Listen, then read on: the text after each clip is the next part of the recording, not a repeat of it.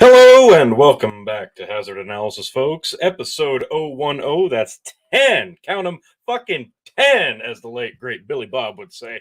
I am your 15-time Revolutionary Wrestling Podcast champion, the non-chill filtered, quadruple distilled, Tony fucking G. You can find me on TikTok at Tony the Rod, and I'm on Twitter too.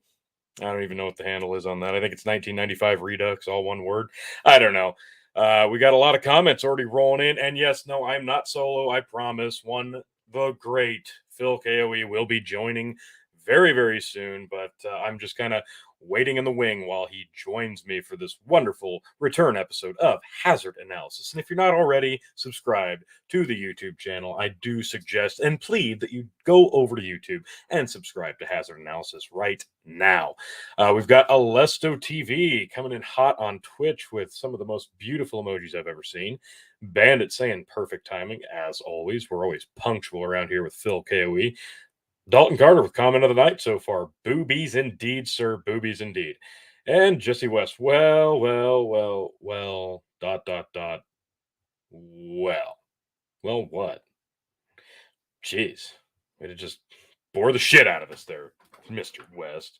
Asshole. Anyway, I am, like I said, Tony fucking G, and I'm killing time until Phil KOE shows up, because then we're getting into the real topics. I don't even know what we're talking about tonight.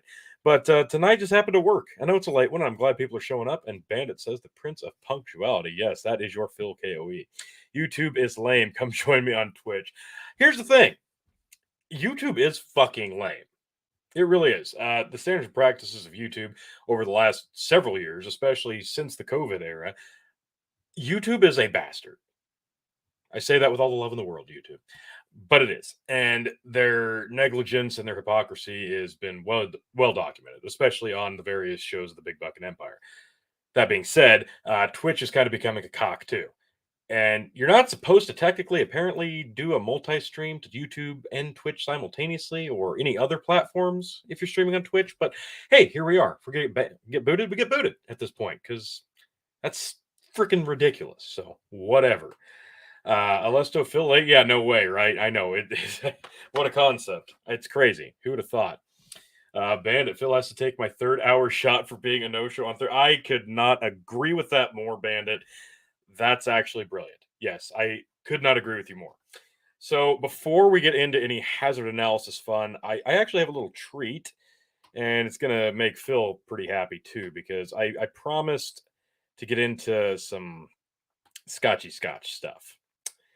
And I've had this bottle, well, it's more of a decanter sitting around for quite some time now. So this is an empty Crystal Skull vodka decanter, which I have never even drank Crystal Skull vodka, to be completely honest. but I had this empty bottle somebody gave me because it's beautiful. I mean, this is just a gorgeous bottle. It's a great bottle. Great skull shape. I love this bottle. I thought, what a better way to put my scotch, all my samples of all my various scotches, than in this perfect bottle, right? I think that's great. Real quick, what do we got? Bandit. That's only if you're affiliated onto a. I don't know. This is what Phil told me, so I don't know. Yes, Phil, gin. I agree. When Phil gets here, yeah, gin. So I've got a little notepad here. Full discrepancy. I had, I believe it was this bottle, which is actually now my rye decanter. See, I even labeled it rye. Do you know why I did that? You can't even read it. There it is. You know why I labeled that as rye? Because I'm a dipshit and I mistook it for my bourbon decanter. It was like 80% full with some amazing scotch. And I went and dumped a bunch of bourbon into it because I mistook it for my scotch decanter. It's still fine. It's still whiskey. It just didn't flow right. So I had to start over from scratch. Hence, this guy. So, what do I have in this bottle? How many for Phil so far? It looks like two for sure. Bandit and Mr. West thus far. That's for you paid Facebook subscribers over on the Facebook Big Buck and Empire page.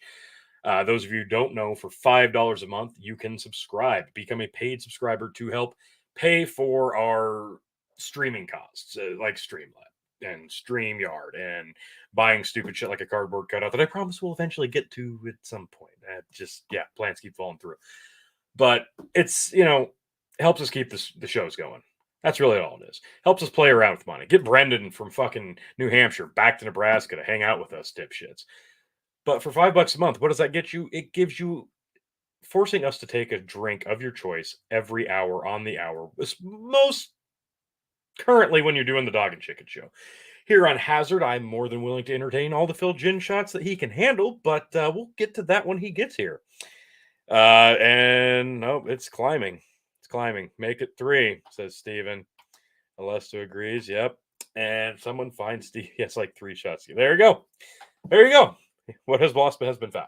So anyway, and maybe I'll give him one too, because he ducked on us on Thursday, so maybe it'll be 4. I don't know. And Tantui 10 Man says, I have it on good authority, isn't taking any shots of gin. Well, then why would he even bother show up? Because that's apparently half the show now.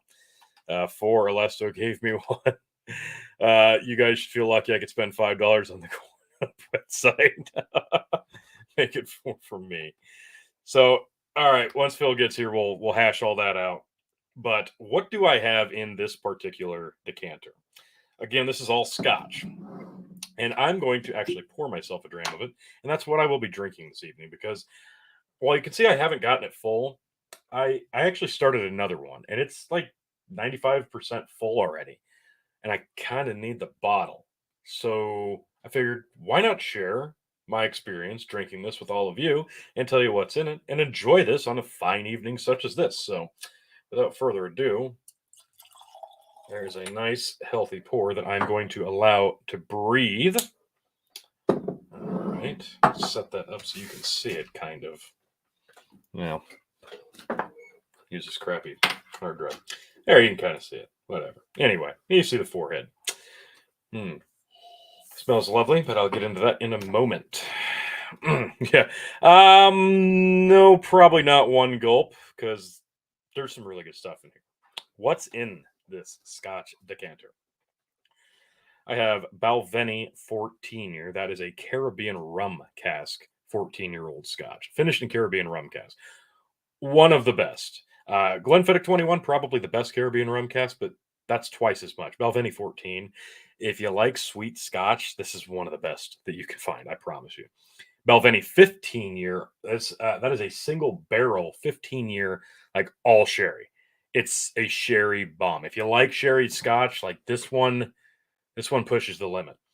Cardew 12. That is the basis of all Johnny Walker blends. Cardew 12 is. So if you like Johnny Walker, you definitely like Cardew 12, which I have a bottle of still to this day. Macallan 15-year triple cask. That is just flat out one of the best scotches I've ever had. Hands down. It's just delicious. It's a hefty price tag for most Macallans, and that one's no exception. But oh, I was sad to see that one go empty. The Dalmore 12, the pinnacle, the principal, the beginner, the end, the judge of the Dalmore line. You really can't go wrong. It's a $60 bottle, and it's just a great quality Scotch, 12-year Highland Scotch. The Dalmore 15, same concept, but with some sherry finishing in that, and 3 years older. One of my favorite Scotches out there. The Glenlivet Captain Reserve, and I believe that one was finished in cognac casks. Yeah, I can't remember the year on that, but I want to say at least 12 years. Glenfiddich 21, I already mentioned. It is an incredible Scotch, one of the best I've ever had, hands down. It's a sweet 21-year, finished in rum casks, just all around great. Glenfiddich, I love you so much for that one. Glenfiddich 15, a great Olosorri sherry cask finished. Glenfiddich IPA cask. That's a really unique one, really different, finished in IPA casks. It's different. I'm not a big IPA fan, but that one's fantastic. Glenfiddich XS, another sweet Scotch. It was another side project of the Glenfiddich, and you can't really find it anymore, but it's very, very subtly sweet and really crisp and clean and good. I wish I could find it again. White and Mackay, that is the blended Scotch from the Dalmore Distillery. It's really good, really affordable if you can find it. I love that. That's probably one of my favorite blended scotches that I've ever had. Got a little bit left. I hope I can make it last. Naked Grouse. That is a sherry cask blended scotch offshoot of the famous Grouse. Really good, affordable, $25-$30 bottle scotch, blended sherry cask. Can't go wrong. And then the regular famous Grouse, because that's a $20 scotch blended. But damn, is it smooth. I have Akitoshin 12. We still don't know how to pronounce that quite right. That one, that was a lowland Scotch, 12-year. Wasn't blown away by it, but you had to have some representation from the lowland in there, right? Johnny Walker Green Label. It's a 15-year blended Scotch. This is hands down the best bargain value in the Johnny Walker line. You want to go out of the way just because Blue Label's incredibly uh, nostalgic. It's impressive. It's also $200 a bottle. Johnny Walker Green, more like 60 to 70. In my opinion, it's better. Oban 14 year. Yeah, one of the best 14-year Highland Scotches you're ever going to find, hands down. Then I also have the Glendronach 12, 15, and Portwood in here. I love the Glendronach line. These are three of the best out there. I can't recommend them enough. I've got each still on my shelf. I've got Glenmoray Chardonnay cask, Glenmoray Sherry cask, and Glenmoray Port finished. And I believe Glenmoray Cabernet finished. Yeah, all four of the finishes from Glenmoray. Excuse me. In this one, Macallan 12-year double cask, not quite as good as the triple cask, but it's a standard, industry standard. Fantastic stuff. Chivas Regal 18-year, Chivas Regal Extra, and Chivas Regal 12-year are all in this bottle. All fantastic blended scotches. The pinnacle of Scotch, my introduction to Scotch, Glenlivet 12. Had to have that in there. The Macallan 12 Sherry Cask. It's a double cask, but sherry. Oh, so sherry. So good. Those of you who are kind of weary about Macallan because of what you've had from the double or the triple cast, maybe the sherry might be a little more in your wheelhouse. It's heavy sherry, but it's so super smooth. The Glendronach 8-year, the Glendronach 21, and I love both of those actually. The 21, super expensive, hard to find, but honestly, that 8-year, if I could find a big bottle of it, I only had a little sampler, but my God, was that one of the best Scotch? And it was only 8-year. Oh, looking for a big bottle. Fantastic stuff. And then last but not least, the Dalmore 12 Sherry Cask Select, a newest addition in here. Really nice. It's one of the newer Dalmores out there. And finally, last but not least, the Balvenie 17-year. Where did it go? Oh, I believe it. It's hiding over there, isn't it? Maybe. I don't know. It was on my shelf. I'll find it a bit. Hands down, one of my top 5 scotches of all time. Blown away by it. It's just incredible stuff. And I believe they discontinued it. So I will be holding on to that bottle for quite some time. So Now that it's had a moment to breathe, and I've given you the rundown of what is in the bottle that I will be drinking down tonight. Very, very, very sherry. Very, very sherry. Big shock because like 75% of this was sherry casked. Mm. Excellent stuff. I love the smell of this, and every time I've opened the cork on this bottle, ugh, you really get subtle sweetness, honey to the nose. That's probably a lot of my favorite scotches in there speaking through. But yeah, mostly just caked in sherry. So let's give it a go.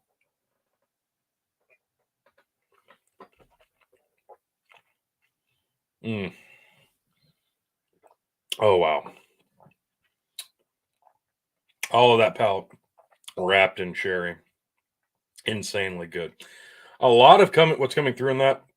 I'm getting a lot of the, believe it or not, only one Johnny Walker in there, but that Johnny Walker green does shine through a bit. I can taste the Balvenie, the sherry, and the 17, to be completely honest. And the Dalmore comes through a lot. I get a lot of Dalmore in that. And I imagine the more that breathes, the more flavors I'm going to get. But there's also the sweetness of like the Glenfiddich 21 and the Balvenie 14 rum casks. Like it's that extra sweetness wrapped with that sherry finish. That is marvelous. That is just an A+ blend all the way through because those are all great scotches. Mm. So I cheers to you.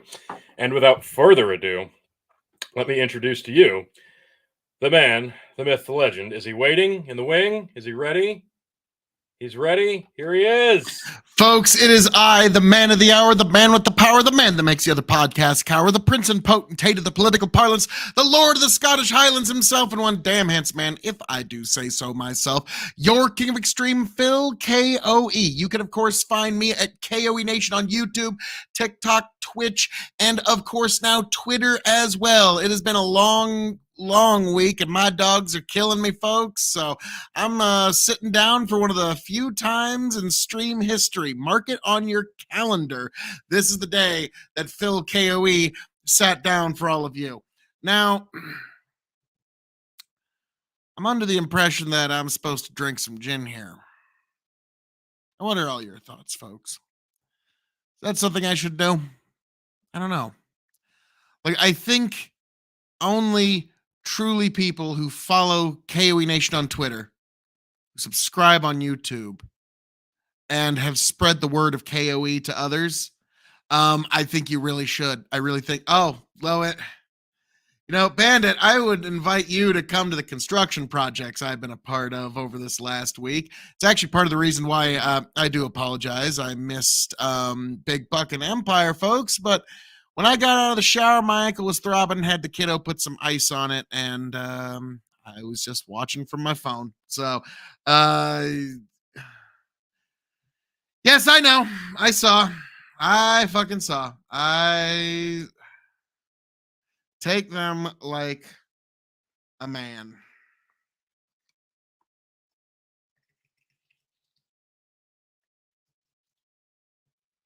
Fine. Take them like a man, you say, folks. This stuff is truly awful, by the way. And I'm sure when you got sore feet, they say the best thing to do, drink gin. Clean this up. I spilled a little bit of it. I know Chicken's going to be very upset that I spilled some of this precious gin that you can't find any more of it.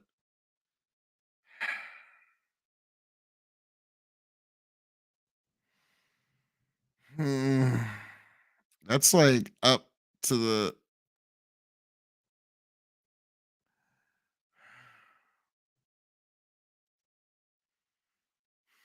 fighting, stealing, drinking. If you're going to fight, may it be for a friend. If you're going to steal, may it be a lover's heart. And if you're going to drink, by God, I hope it's with me.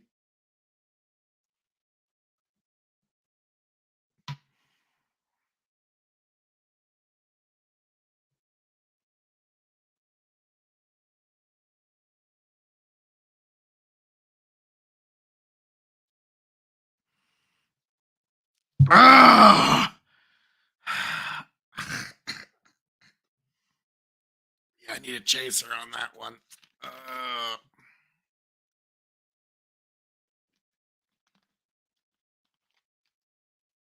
That was pain. That still hurts in my gut. That, oh, God, that's not good. That's not good. Like Alesto says, paint thinner. Mm. That was pain. Ooh, folks, God bless every last one of you. Was it But that, delicious? Tony, fuck you. Hey, it's not my fault. I had nothing to It do with it. actually is partially your fault, and you also egged it on the whole time. I absolutely So did actually, this not. is mostly your fault. I did nothing of the sort. I didn't even encourage it. I think the court stenographer, aka the recording of this podcast, will see that there was a fib or two there. But I folks, believe that I'm telling the truth. only for all of you did I do that, but I am not taking any more fucking gin tonight. Ugh. I think that covers us for a bit. Yeah. So, Yep. speaking of no good debauchery, Tony, it's kind of been in the news lately. Yeah, there's a lot of that, turns out. So I was thinking about on this fine, lovely Saturday night, enjoying what was left of this William LaRue Weller I here. think you should wait on that. Oh, do you, Tony? Do you Now think that I you've should? ruined your palate with paint thinner. Well, yeah. Obviously, I'm not drinking it now, but Jesus Christ, man, like I was thinking about like trying to enjoy something good, but then You our should know, fans. but like streaming is not the time to enjoy good whiskey because people just aren't going to allow that to happen. That's review night, Yeah, which that's I'm review actually night kind and of pre-record night. I'm kind of shocked we didn't decide to do a review night tonight, but I understand. was too. Honestly, I expected that all weekend, and I didn't hear a word from you. I'm like, wow. Well, I like Wow. literally up until like it's complicated, but I was expecting to have my daughter until Sunday, but she went home earlier today, so I got some free time. So I was like, well, I'm going live one way or the other. So You should really zoom the camera in with the sitting, Phil. Like, I don't like looking down on you because I'm not used to it. I know. Like I'll stand here in a few minutes. Don't worry about Okay, it. But well, it's I'm just just saying, like like, if you're gonna, I have no problem with you sitting. my dogs It's are killing me. much more formal discussion that way. That's fine, but we just got to bring that camera down a little bit so we can look you in the eye. I can't look down. But it's got all this because nobody glorious in old America glory. looks down on Phil KOE, Phil. True. I mean, Tony, when you put it like that, I wasn't asking you to stand.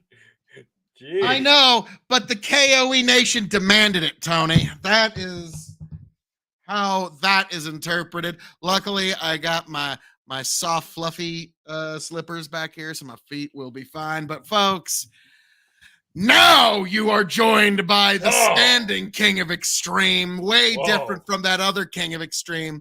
It's kind of like if you've played the South Park Fractured Butthole. It's like, I'm Mitch Connor. I'm Mitch Connor from another universe. Like, actually, Tony, have you?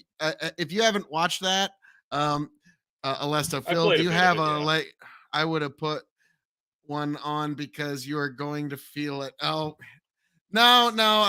I don't have anything like that. Like, I have had a couple of kickboxing injuries back in the day, but I don't have any. Did ask earlier, and I didn't get to answer. Are you a wine drinker? I'm not. I'm not a big wine drinker. I do drink some wine, and I'll be frank, I'm not a big fan of most reds because I find most reds very, very dry. One moment. Now, you've had me try a few, Phil. Gosh, it's going to escape me at the moment, but there was that one plain black bottle. Was that just a sherry or a port? I can't remember. It was an incredible bottle. Maybe it was a Madeira. I don't remember, but that was one of the best I've ever had. Plus the Dornfelder red. I do enjoy that a lot. Phil turned me onto that. And I typically drink sweet white if I'm going to drink wine. I know that's and not Chardonnay. I'm not a big Chardonnay guy. It's okay. You're an ABC. It's okay. Anything but Chardonnay. I would drink it over dry red any day. But yeah, for the most part, it'd be like a white Zinfandel or a Moscato. I am a strange animal in that I am a lover of sweet reds, which are hard to find. So I like German grapes like Dornfelder, which Yes, very Dornfelder. good, cheap wine. But in terms of if you asked if I am a wine drinker, um, well, here is a Napa Valley Cabernet Sauvignon of Duckhorn from 2015 that I'm saving for a very special You've had me occasion. try some Duckhorn before. It wasn't terrible. It's a little dry if you're not ready for it. Yeah. Schlinkhaus. This is an ice vine, but I grabbed the wrong bottle. This is Tony. Are you ready for this? Oh God. Trockenbirnelhausen. God. That's what this is called. And then oh hey there, Amanda. Yeah, fuck. And then this is Zaccardi Q. This is actually from Mendoza, Argentina, and this is a bottle of Cabernet Franc from 2017. Cabernet Franc is actually one of the grapes that they use to breed Cabernet Sauvignon, and so I'm really looking forward to getting into this one. I've been hanging on to this bottle for a few years. So when you ask, do I drink wine? Tony, would it be fair to say I'm a little bit? Oh yeah, you love the grape. I'm a little bit of a wine snob. That is my home, Napa Valley Cabernet. Yes, Duckhorn. We have produced Cabernet Sauvignon since 1978, blending fruit from estate vineyards and top Napa Valley growers. This wine embodies the complexity of the valley while offering a seamless balance between fruit, oak, and tannins. To add nuance, the Cabernet is blended with Merlot, yielding a wine that is approachable in its youth yet worthy of cellaring. So, okay, so this is a cab that's a blend of Merlot, which like one of those like, that's either going to be really bad or really good. So we'll see what happens. Alesto says that the best wine is mead. Fight me. We've had mead before. It's okay, but it's not the best. Bandit says no MD 2020 or boot. That's my territory, Bandit. Now you're talking my language. One of the best. I don't drink Mad Dog much anymore. Tell them the retirement party. Banana Red and Peaches and Cream. Oh boy, high school was a blur. And Boone's Farm. They retired Melon Balls like over a decade ago and just broke my absolute heart. One of the best. One of the best, hands down. And Amanda says, you only get white wine by taking off the peel. Not necessarily. It depends on how long the grape sits in the tank. You can get white wine a couple different ways, but yes, that is one of the ways. Now, in terms of my best white wine, Amanda's going to love this. The anticipation.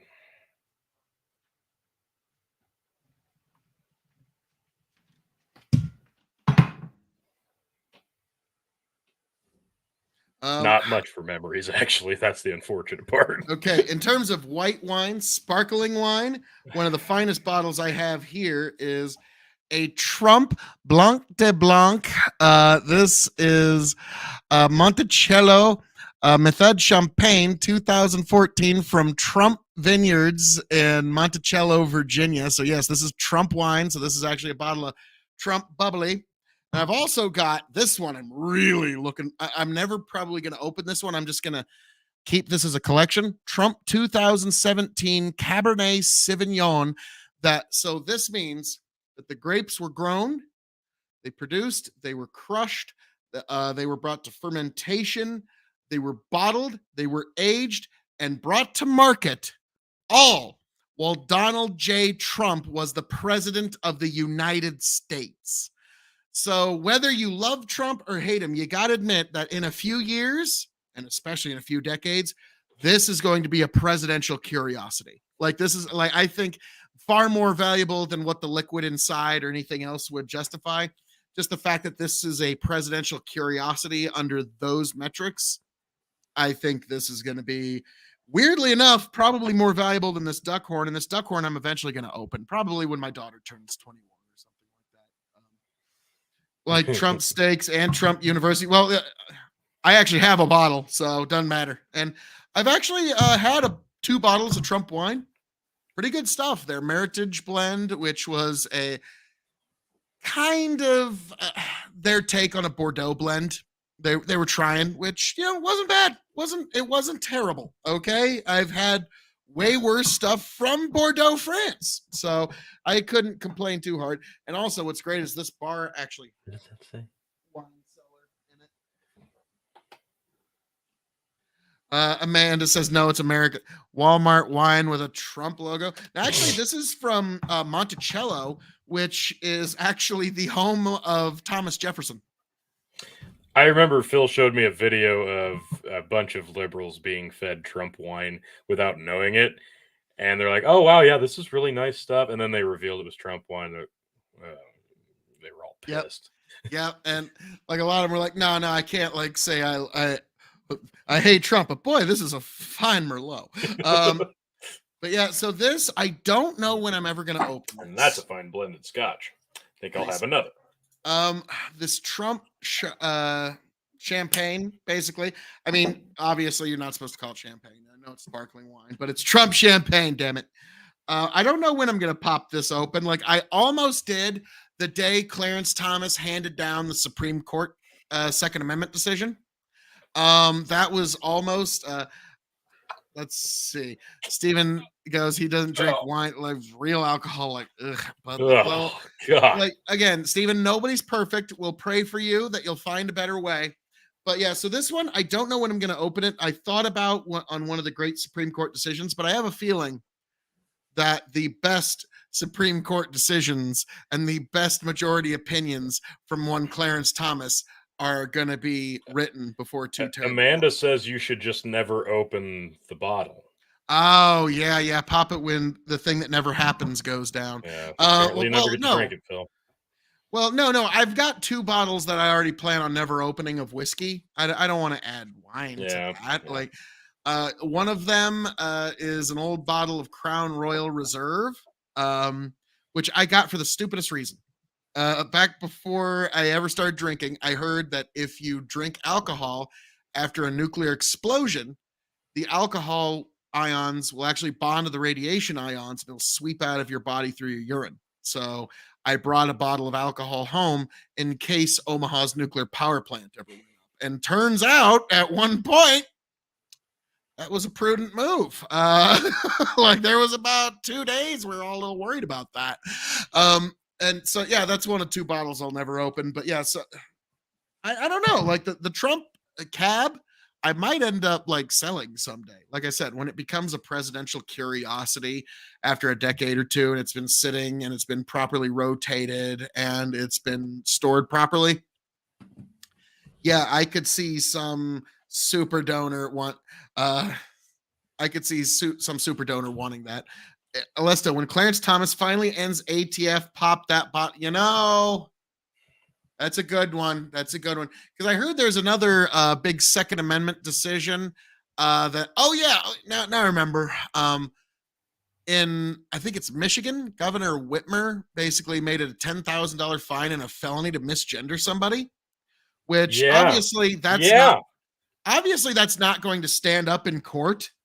But in the meantime, all of our liberty deprived brothers and sisters throughout Michigan now have to live under this. Even for a moment is an injustice because, as I've said many times, a right delayed is a right denied. And their right of free speech and at this moment compelled speech is like, so the thing is, eventually the Supreme Court is just going to lift its leg on this thing, thank God. But in the meantime, our poor brothers and sisters in Michigan. Now, I really hope and pray Clarence Thomas writes that majority opinion on this one. Like that would just be beautiful. That'd be beautiful. And like, Lord, please give us a Supreme Court of just 9 Clarence Thomases, please. that would actually be one of the best things in all God's creation. Thank you, Lord. But now might be overkill. May Clarence Thomas give us many more decades of glorious public service. May he live to 115 years old, just sharp as a fucking tack. That's my sincerest hope. He lives to 115 years old, sharp as a fucking tack the whole way through, and just like keeps going and going. Like that would be, to me, the greatest possible outcome in all God's creation. So Um, let's see. Oh, we got some really bit. Let's see. We got Bandit two different Trump wines. I wasn't a fan of the red, but I think it's because that. Oh, okay. If you don't like reds in general, you're not going to like Trump Yeah. reds because they're very typical of a red wine. Amanda SCOTUS needs to suck your dick. Okay. Okay. Technically, they could be doing that now, and you wouldn't even know it. Actually, it's kind of funny. Like my daughter on one of the decisions that came out of the Supreme Court, she was not happy about it. We were talking about it, and I said, "You know what, kiddo? I'm going to pay for your education. So if you don't like it, go become a lawyer, get on the Supreme Court, and fucking change it. Okay? The world's going to be yours, your generations to rule before too terribly long. So if you don't like it, be the fucking change you want to see in this world. Otherwise, you can complain on the internet like some other losers. I don't know who that would be, but like not us. We're completely different." Bandit. It's why Jordan Peterson got famous. Well, let me tell you something, Bucko. Those lobsters, they don't fuck around. Um, let's see. Bandit, is Clarence Thomas' son studying to be a judge? I could only hope, but I mean, there's just no way that anyone will be as based as the Thomas Prime. Okay. SCOTUS is giving the right. All they want is what it is. Not really. I mean, if we were getting everything we wanted, then they would have just said, "No, Trump, everything you said about the election, totally based, totally true. It's and just proceed." That's what they would have done last week if it was as you said. But no, you've got the originalists that are actually kind of trying to interpret what the Constitution said.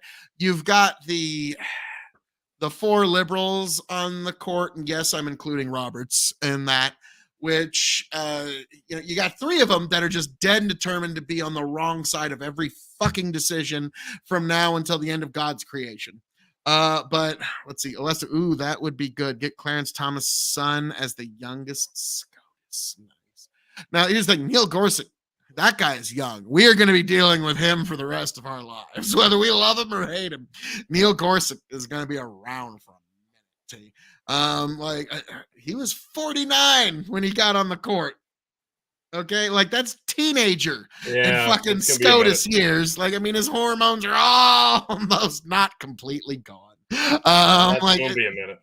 Yeah. So, well, we'll see how that'll because like with Breyer, there we go. With Breyer retiring, that's kind of the last like sure is real old guy. Grow the farm up. How we doing this evening, sir? Is this live? Yes, you are live here at KOE Nation and Hazard Analysis. We're just talking about the Supreme Court. Now, luckily, a couple months ago, they struck down a WOTUS ruling, Waters of the United States. Like, that's one of those things that you don't think it's a big deal until you realize how big of a deal it is.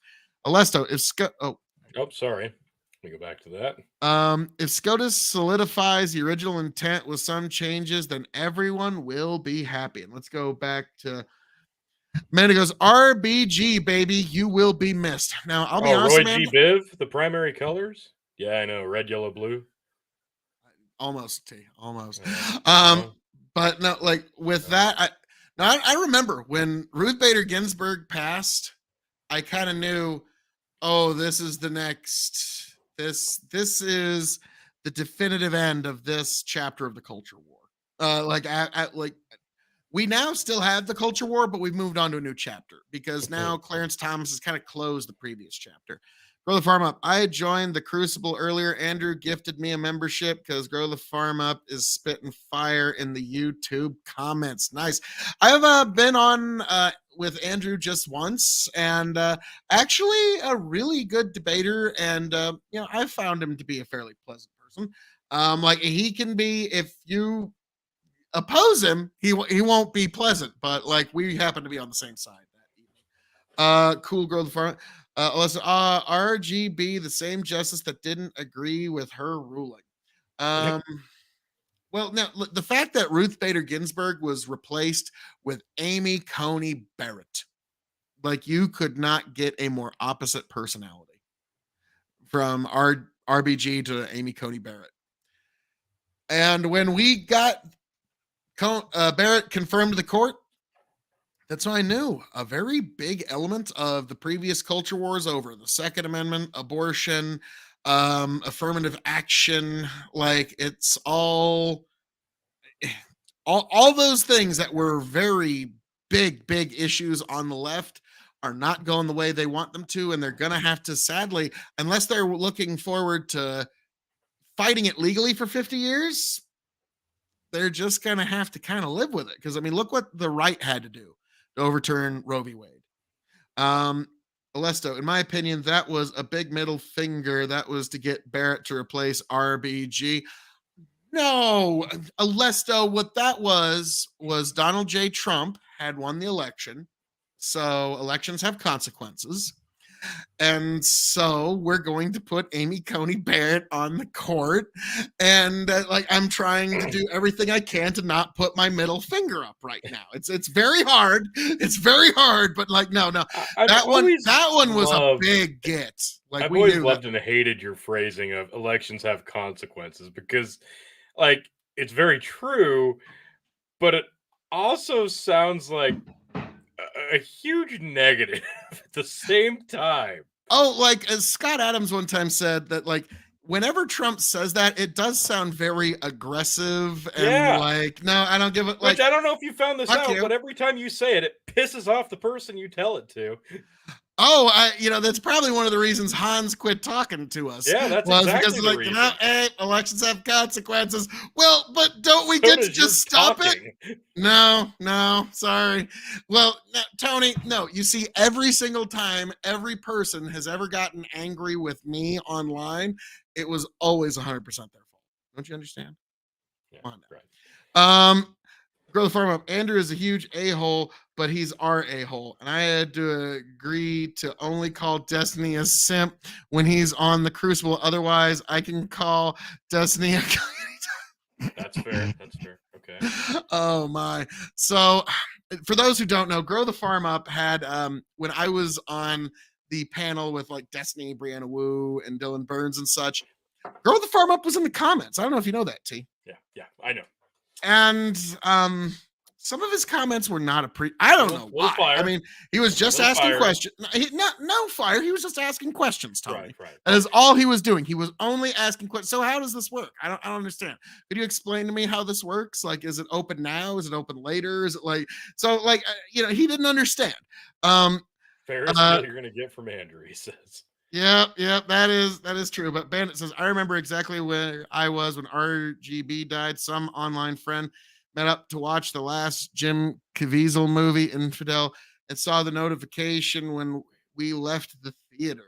Damn. It's complete double-edged sword. I think that's into the elections have consequences line. But Destiny is a cuck and a girl's name. Well, no, it's not a girl's name. It's like I don't know if I'd say stripper name, but it's not a stripper name. It is one of those names that, like, yeah, you'd expect, like, it's like, and this is my daughter Destiny. Like, it's like, okay. Amanda, freedom for all, unless you have a uterus or seeking refuge. Now, again, Amanda, I know you don't like this argument, but the counter argument would be freedom for all, including those who can't represent themselves. Yeah, that's And exactly so, like, I know that's not but that is the counter argument. Grow the farm up. It's the name of a sick cat, Destiny. It's a stripper name. And coming to the stage is Destiny. It's as close to sugar as one could get. Yeah. Steven says Destiny is Amari's guest name seeking a paternity test. I know you, baby. A lot of love for Destiny tonight. Wow. Well, I mean, he's just such a pleasant fella when you disagree with him. Bandit, I only went into detail because of the irony that he just came out of the new Fire movie. But no, like, actually, I was in the field somewhere, and I just got the notification that Ruth Bader Ginsburg died. So I just went over to the office, hopped on my tractor, recorded, hey, everybody, breaking news, uploaded it on my computer, and like even Tom said, well, that was fast. Let's see. Amanda says, I thought Destiny was at the melon patch now. He's Kick. He's got an exclusive contract with Kick now because he's just trying to get as much cash as he can to either retire to Europe or get into politics. That's kind of what Destiny's eventually going to want to get into politics. And actually, he was on Tim Pool just the other night. Oh. So I'm sure that was one of those. He'll act as nice as he needs to climb one more step up the fucking social ladders. I'm gonna win my way through everything I have to. Yeah, so that's one of those, like, I don't know what it is that got him as big as he is. And like I've mentioned this to other people, we're in this very odd era where everybody's looking for their own digital daddy. Okay. It's the reason Andrew Tate and Destiny have gotten any kind of following whatsoever, is because everybody wants a digital daddy of some kind. And so that's why, like, and you could even make the argument like some folks like Jordan Peterson, that's why they got as big as they did. Grow the farm up. Destiny is only Wow. 5% gay for quote street cred in Seattle only. He's so degenerate and deluded. I don't listen to much of what he has to say. It's Judy normie lefty simp stuff. Like, yeah, that was a quote he actually retires to Europe. Who retires to yeah, Alesto. He is scary though. One day he will have social media president Well, yeah, actually, the KOE Nation will be the first social media presidency. It's going to be awesome. That's a direct quote. That's not Grow the Farm Up making assumptions or baseless percentages. Destiny actually said that. Yeah, I like he actually said that quote. He's only 5% gay. Destiny 2000. How does one quantify their own heterosexuality versus homosexuality? Like I was about to say, I thought. How do you quantify that? Like, sorry, like I don't mean to be kind of crass here, but I thought once you sucked a dick, you're now dick sucker from now to all time. You've always sucked a dick. You've always sucked a dick. There's no, you can't. Well, no, I've never sucked a dick. But that doesn't mean you're going to suck another dick. Like that just means you have sucked. Yeah, like, that's just past tense. Ask quite a few married. That doesn't guarantee your future dick sucking capabilities. True, but like once you have sucked, it's kind of like, well, I don't know. It's sort of like the Catherine the Great. Once you fucked a horse, you're always a horse fucker.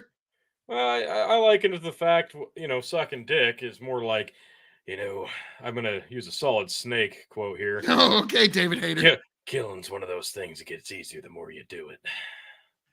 I assume that's true for sucking dick as well. Assume. But did you want to go back to Amanda's comment? I thought Destiny was like, oh yes, I thought Destiny was at the melon patch now. Yeah, not that one, but what is the fucking melon patch? And I don't know him. I don't know what that is. I don't know. And this is the one I was talking about. Freedom for all, unless you have a uterus or seeking refuge. So I just wanted to what freedoms do people that have a uterus not have that people who don't have a uterus have? Okay, hang on. We got to catch up with some of these. Yes, that's why Destiny's so dishonest. He's 100% gay now, and I don't think that's Grow the Farm Up. The way that he's only 5% gay is, I guess, he'll only lick the tip. Actually, I find that gayer. You know what? Yeah. Like that's like putting like dedication into it. If you're already there and you've already licked the tip and you can't commit to just swallowing that hog whole, like really, what are you even doing? What are you doing with your life? Like you're already there. You've already committed to the situation. And now you're just going to lick the tip? No, you don't half-ass these things. All right. You commit. You commit whole hog. And I'm talking about the whole hog, metaphorically and physically. There's no half-assing it. I don't feel like you need to do that, T. I feel like let's see. The melon patch sounds racist. Let's get back to racism. Says Bandit. Go for it, Tony. Says Steven. I'm just saying, if I find myself in that situation of my own volition and choosing, I'm not just licking the tip. Yeah, I'm running for the door. But why don't lock it so nobody else can come in? Jesus. Okay. Also, I'm biting my tongue on not starting an abortion debate via chat. Good choice. Good choice. Oh, come on. I can promise We're you, gonna Alesso, totally solve the it whole goes issue fucking tonight. nowhere. We've had this chat debate with Amanda many times over, and this is how far it goes. Like, we've had this discussion so many times, and this is still her best argument. And it's still not true. I was about to say, no, Tony, don't you know, if we just talk about abortion for another 20 to 40 minutes, we're going to have the entire issue solved. Oh, is Everyone's that going all? We to were only like 20 minutes away. everyone's Fuck, I going didn't to know. everyone's going to completely agree. Everyone's going to be like, Phil KOE, you're absolutely correct. I'm just going to replace my opinion with your opinion on this matter, and that's going to be the end of it. Bandit, how many licks does it take to get to the center? Look, I don't know. I'm not at the melon patch or whatever it is, but again, I'm not going to make these assumptions. I'm just saying, if I find myself in the quote unquote melon patch, I'm not just licking the rind. I'm going for the seeds. Grow the Farm Up says we're not talking about Pete Davidson. Well, that guy's trying to we can fuck his insert. way up the Illuminati ladder to find out what Yeah, happened to his dad. Yeah, exactly. Like he's sucking dick to find out the truth, and I respect that. What?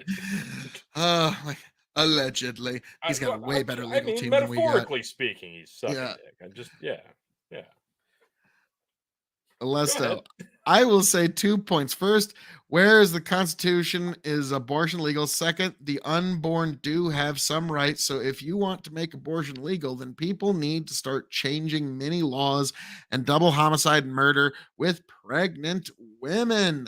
End of rant. And Stephen with a rainbow. I'm still wondering what people with uteruses, what freedoms they don't share with people that don't have them.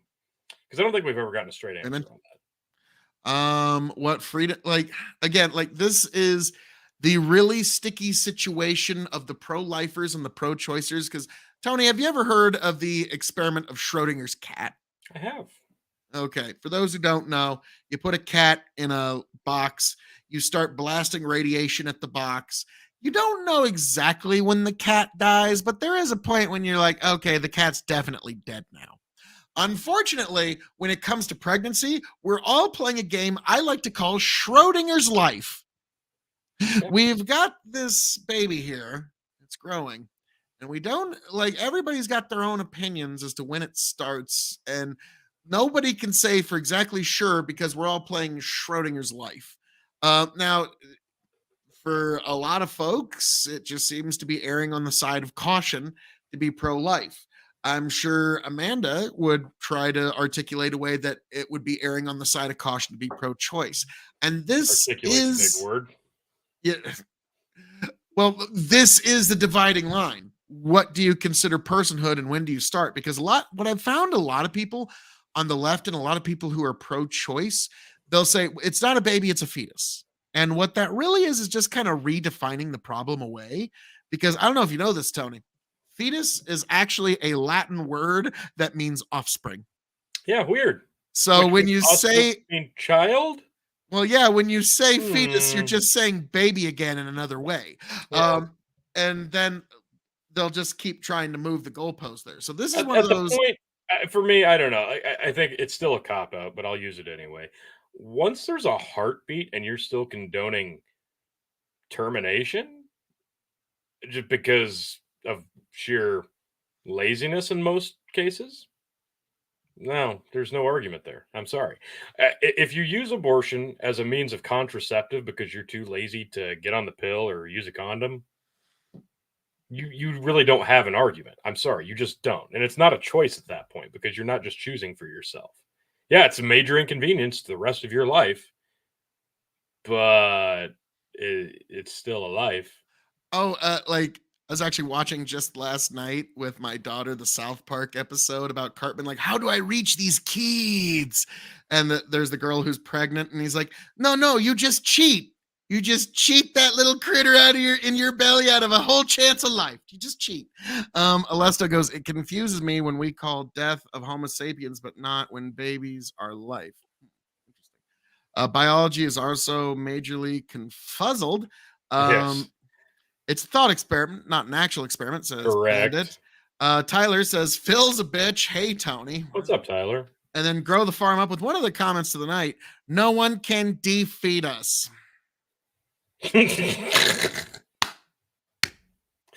Oh man, that's nice. Los You suppose Niños? that's what like Clarence Thomas said right when the majority decision on the Roe v. Wade thing, like no one can defeat us. Yeah. Alesto, now I will say I don't care about abortion one way or another. My opinion has changed, but I will say laws need to change if you want it legalized. I think, yeah, I like Rand Paul's like we're gonna let the states decide. I think that's the proper way. Okay, well, yeah. Jesus Christ, Stephen. Okay, disregard. Sorry, those of you on Facebook will get to see that comment. Yeah, that's one of those like no Christian. It's a good idea in concept, but once you say it out loud, you're like, maybe not. Alesto goes, the defeat us. Yes, you cannot defeat us. Yeah, Grow the Farm Up's notorious for having absolute gold in them there hills that are the comments. Yes, yes. Oh, God almighty. But so, Tony, we managed to somehow get into this particular topic. But, well, we got an hour out of me doing a Scotch review and talking about, well, basically just the comments. That's pretty good. Yeah, that's pretty good, really. Let's see. Yeah. If a family something kills his wife and she is pregnant, he is charged with 2 counts of murder. Hey fellas, can Phil take a shot at Jen asking for her friend? Hey Justin, why don't you go fuck yourself and that friend? Maybe he is that friend. Maybe he will. Okay, then just literally turn your wiener around and put it in your own ass and fuck yourself. I don't know if he could do that. I mean, I'd probably watch. He probably wouldn't be chatting with us. Alesto, I already said that grow the Phil up. Oh, nice. Grow the No, we're going to grow the Phil up like that will just piss off grow the farm up to no ends. You have that could be your campaign slogan. Grow the Phil up. Grow the Phil up. That would make Justin trans if he could only if he wanted to. I don't think that's how that works. It's like, buddy, I'm a snake. I got this. Otherwise, it's like Butter's like, I turned my wiener around. Okay, my keyboard died. No, your keyboard told you the truth. So yeah, your keyboard told you the truth. Oh my god. So anyway, so speaking of the Supreme Court, one last thing I wanted to touch on. A couple of things. The Supreme Court is kind of getting into one of Donald Trump's cases and making it a lot easier for it to get thrown out, but we'll have to see how that goes down the pike. But the Supreme Court also said that racism in college admissions is illegal, and Democrats have not been this outraged since yesterday. Since yesterday, even? I know, a full day. Like normally. Wow. So we'll see what has to happen here. And again, let's be frank, folks. Even after this decision, colleges are still going to defy the Supreme Court decision because it only ever seems to be right-leaning decisions that are still fought afterwards. Like you remember when the gay marriage decision that Kim, whatever her name was, she refused to sign gay marriage documents and she was fucking put in jail and everything was turned over immediately. But when it's something on the right, like California and New York are still fucking fighting the Heller decision, let alone this new decision that Clarence Thomas brought down. So luckily, it's going to be a lot harder for New York and California, but it only ever seems to be right-leaning culture issues that still get fought even after the fact. Justin, we'll find no shots. I'm going to put a bottle rocket in my. I don't think you see that. I mean, I don't think you should though. Alesta, we still don't know who leaked the abortion memo. Winky face. I forgot about that. It's kind of like how we still don't know where the cocaine came from in the White House. Let me just go ahead and say, because we're now in the second hour here, and I just want to say this. For every day we don't have a definitive name, the percentage likelihood of it being Hunter Biden's cocaine goes up a few more percentage points for every day that we're not told where it is. Let's see. Grow the farm up. America is going hard retreat on the gay marriage acceptance. The T's messed it up for everyone in the alphabet car. Uh, you know, one could make the argument. It's like Dave Chappelle said. It's like everybody's mad at the T's because they're making the trip go longer. This And is a good point though, because you are seeing a lot of resistance and you're seeing a lot of just divide and split between the L's, the G's, the B's going, yeah, I don't know. We don't really share the same morals or ideals as the people on the other side of this acronym, if you will. So it's causing a lot of division. Now, I don't know if you know this, Phil, but I think that's really kind of the last thing they could afford to have in terms of pushing their ideals onto the population as a very small percentage of the population. I'm just saying. I'm just saying. you know, like I made this point a few Fair. months ago. Um, Bandit go, oh wow, Grow the Farm Up goes gay civil war, but it's like Yeah, kind it's of. fascinating that you'd think that the trans community of any community would understand how bad it is, the idea of trying to silence or push an idea underground, especially since for decades their idea of their very existence was tried to be pushed underground and to be made not valid. And the idea that they of all people should know that the political pendulum can swing, and trying to erase people's ideas and not allow them to speak what they believe to be their truth, that community of all people should know how badly that ends. But unfortunately, we seem to always fall into this unfortunate behavior as a species where the people who had injustice wrought upon them, rather than doing away with the behavior of injustice altogether, seek to impose that injustice on others. To like, there was some people that at the end of the Civil War wanted to enslave the former slave masters, Yeah, but we realized like, no, the institution and the idea of slavery is wrong, and we are eradicating it. We're after we're after justice, not revenge here. And so it's the unfortunate reality is that too many people, especially in our modern politics, want to inflict onto others what they feel was inflicted upon them. I know, fair. it's just so Valid points. Valid points. just so beautiful. Nobody can challenge. We still don't know who really shot JFK. And now that I have spoken truth on trans issues, um, our show will be canceled within about 15 minutes. So really enjoy it, folks. This is No, probably that video you sent me the other day. Yeah, no, there was a lot of just harsh truth that I don't think people are A, ready for, or B, willing to accept, regardless of how boldly that truth is staring them back in the face. Because, yeah, at one point it is, you've come too far to back down now. And yeah, like people's entire existence at one point has to hinge to that idea. And if it doesn't, then they've lost their identity, because that's how hard in the paint people have gone with these ideals. And it's not just because of their own moral inner struggles. It's because of pressure from society, or what portion of society that they choose to align themselves with. And that, I think that's the key thing that you need to keep in mind. If you're one of those people out there who's confused, who's feeling ostracized, who's feeling alone, who's feeling depressed, you don't have to turn to something that's not suited for you just because you think that there's a group out there that will accept you. Because I want you to understand this. Trying to fit in doesn't automatically make you fit in. And pretending to be somebody you're not does and succeeding at it or not succeeding at it, regardless of how you want to look at it, doesn't grant you happiness immediately or maybe ever. Happiness comes from within. You have to find your inner peace. You have to find something that gives you peace of mind.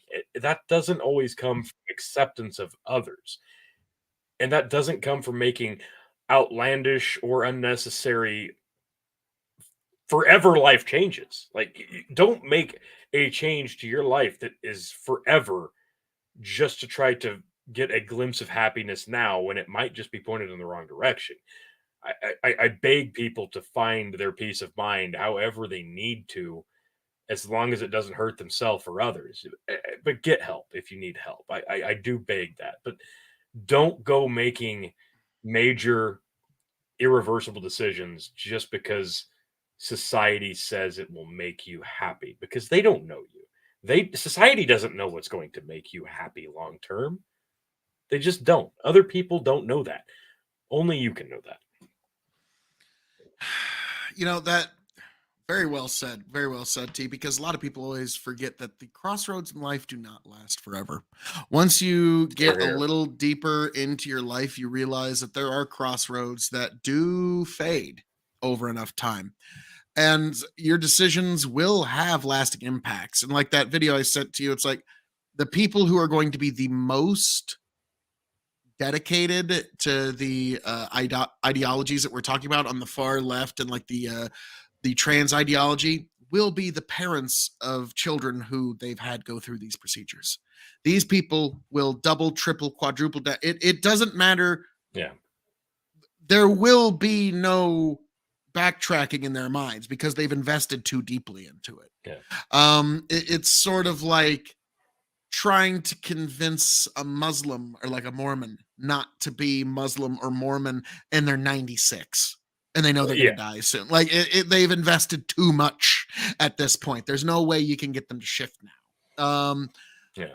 And it's too unfortunate that we find ourselves here. But like those folks, especially, remind me of something Christopher Hitchens said.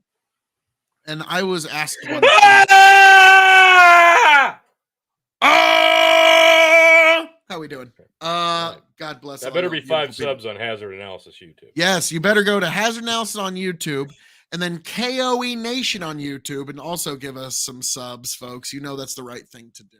Tony, why don't you get a link to Hazard Analysis while I tell people this interesting America.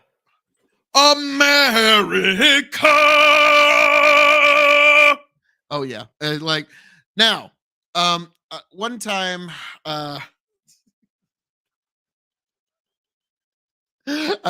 sorry. That is ridiculous. Yes, there is your beautiful Hazard Analysis links there, folks. Go check us out over on Hazard Analysis. But now, no, we will not be doing that one, buddy of water. But nice try. Nice. Nope. Sorry. Nice. Gotcha. I respect you for trying. But no, like I was asked one time when somebody said, well, we got to stop them from censoring us. And I was asked, well, who's they?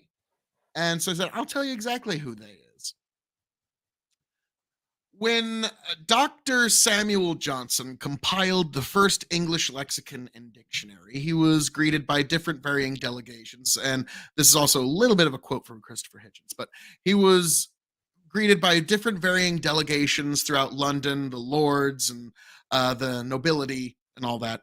And one of them was a delegation of the ladies of London. And they said, Dr. Johnson, we are so pleased to find that you did not put any obscene or unfit words in your dictionary.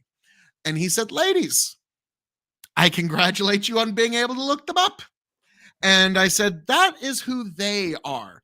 Those who are determined to be offended. Those who will go through a treasure trove of English in search of filthy words just so that they can rain false righteous indignation down on people, because like Aldous Huxley said, false righteous indignation is literally a moral delicacy. It's something that we love to indulge in emotionally.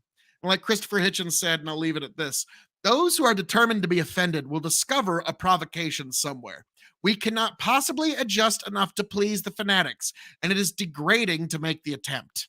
And unfortunately, he died in 2011. So he Grow the Farm Up said Freedom died in 2008 with Charlton Heston. God, we miss you, Heston. God, do we ever miss you? And actually, strangely enough, my daughter and I actually watched about the first hour of the Ten Commandments, starring Charlton Heston this weekend. So it was a good time. It was a good time. But yeah, I miss old Heston. So yes, definitely give us a subscribe over in Hazard Analysis, over everywhere. KOE Nation, a Big Buck in Empire, even Chicken and Brendan Show, Audacity of Fuck You, or whatever it's called, Audacity of Freedom, I guess. Like, yeah, you got it right. Very good. No good cheating bastards. I do think, Tony, sometime we need to do like a sketch where it's like a podcast divorce, where it's like you and Chicken are trying to figure out when you get custody of me. No, you take him. No, I don't want him. Wait, this is not the custody battle I thought it was going to be. Nah, you fucking take it. I don't fucking want him. Ah, man, come on, bro. So yeah, that would actually be pretty good. But we'll have to see. And also, Tony, waiting. I think really all you need to do is find a copyright-free "Hail to the Chief" or national anthem. Pick your choice. But we have an ad that's going to be dropping here very soon. Yes, very, very soon. I mean, like, it's so necessary to let the people know. Now, you beautiful people know that I, Phil KOE, have announced my candidacy for the presidency of the United States of America. But the official announcement comes very soon. Grow the Farm Up. No fireworks at Mount Rushmore 3 years in a row. You should cover that. Biden is banned 2 years just to piss off Noam. Oh, wow. So there's been bans on fireworks in Mount Rushmore for basically all the years that Biden has been president now. That is not a coincidence. Let's be frank. There's zero likelihood of that being a coincidence. Because honestly, with the statues, it's kind of like the left and right playing chess with each other. And for the right, their king piece is Mount Rushmore. And for the left, I think their king piece is about a half dozen statues of Martin Luther King. So quite literally, that's the king piece. Like, the name's right there. And so that, like, now, I'm glad that there hasn't been any defacement of those monuments, but I could see, like, I thought that was going to escalate a lot more, the statue thing, but then it just kind of went away. Like, what a shock that once the news or media stopped whipping people into a frenzy, that just kind of went away. Isn't that strange? Caucasity of Freedom is only on Rumble. Yeah, true. It's only on Rumble, only on the Rumble. Grow the Farm Up started with COVID. No, Biden just has said no twice in a row for no reason. It's obvious. Yeah. It's just Biden wanting to, give a middle finger to the folks of South Dakota because he knows they're not going to vote for him anyways. That's literally what that is at this point. So, but Biden, we've already found that he's taken millions of dollars in bribes from foreign nationals. He's a traitor to this nation, and him and everybody who had anything to do with Operation Crossfire Hurricane, you are actually objectively and measurably a traitor to this nation. And, I don't think there is, like, it's not my place to put anybody into damnation, but for traitors that deep, I don't know if there's a pit of hell that deep enough for folks who, like, literally put their loyalty to their politics above their loyalty to this nation. Now, Bandit, I've actually gone back and forth on whether MLK was a Republican or not. His dad was definitely a registered Republican. It's very likely he was a registered Republican, but Democrats do all they can to try and downplay that because he never really wanted to get involved. Like, because it was a common thing for a lot of Southern black folk to register Republicans because fuck the Dixiecrats. Like that was a very, very common thing. And so I don't doubt that there was a time in his life that he was almost certainly registered Republican. But that's one of those things that's being kept under such deep wraps because of all the political implications that come with it. But yeah, man, we're just like hitting all the fucking cylinders. Grow the farm up. There are two sides of the CIA right now. That's why world is fucked. You really want to be on the right side when this shakes out, allegedly. There's two sides of the CIA right now. There's the ones who are soulless sellouts, and then there's ones who literally sold their soul to Moloch. You know, I know. It's kind of like the Republicans and Democrats, basically. MLK's political thoughts probably were more left, but they're very complex. Now, actually, I'm going to be honest with you guys. Martin Luther King is best known for his "Why, I Have a Dream" speech, but in reality, his best speech, his best piece of oration, is the "Why I Oppose the War in Vietnam" speech. It's about a roughly 22-minute speech, and it is one of the finest pieces of oration in the 20th century, and it is almost definitely why the CIA killed him. Okay, like once you listen to that speech, like, oh, so this is why the CIA killed him. Okay, all right.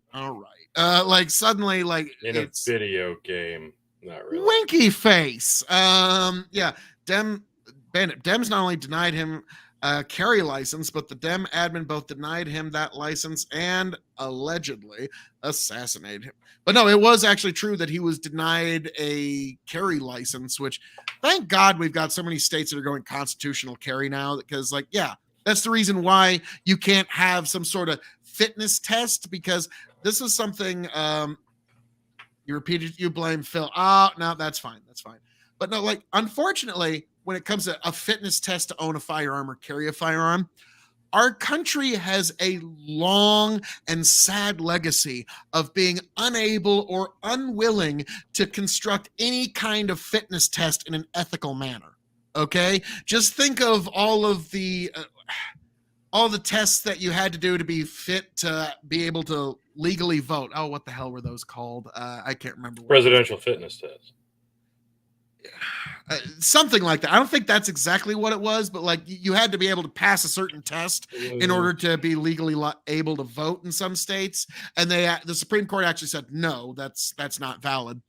And so to me, like the idea that you have to pass some sort of fitness in order to be allowed to carry, like to me, it's a right delayed is a right denied. And you're counting on potentially adversarial members of the government to act ethically. I mean, I'm sorry. After Crossfire Hurricane, you could now say with great sureness that no, like there's elements of our government that are literally basically taking out their political rivalries and they're using lawfare to do it against people that they don't like politically. This is Phil's Rick Perry oops moment. I just can't remember what the hell that's called at the moment, where they make them take a test to decide whether they're fit to vote. Here, I'll look it up right now. Test to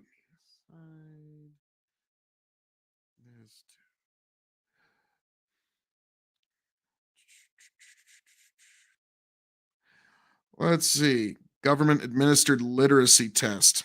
So, okay. So they were literacy tests, literally, quite literarily. That's adorable. Is cognitive dissonance literacy test. There we go. I had to look that one up. Tony's telling all the kiddos good night. So if you got a drink, everybody take a drink of it right now. It's adorable. But yeah, so that was something that's already been seen as being unconstitutional. So look at what happened to Martin Luther King Jr.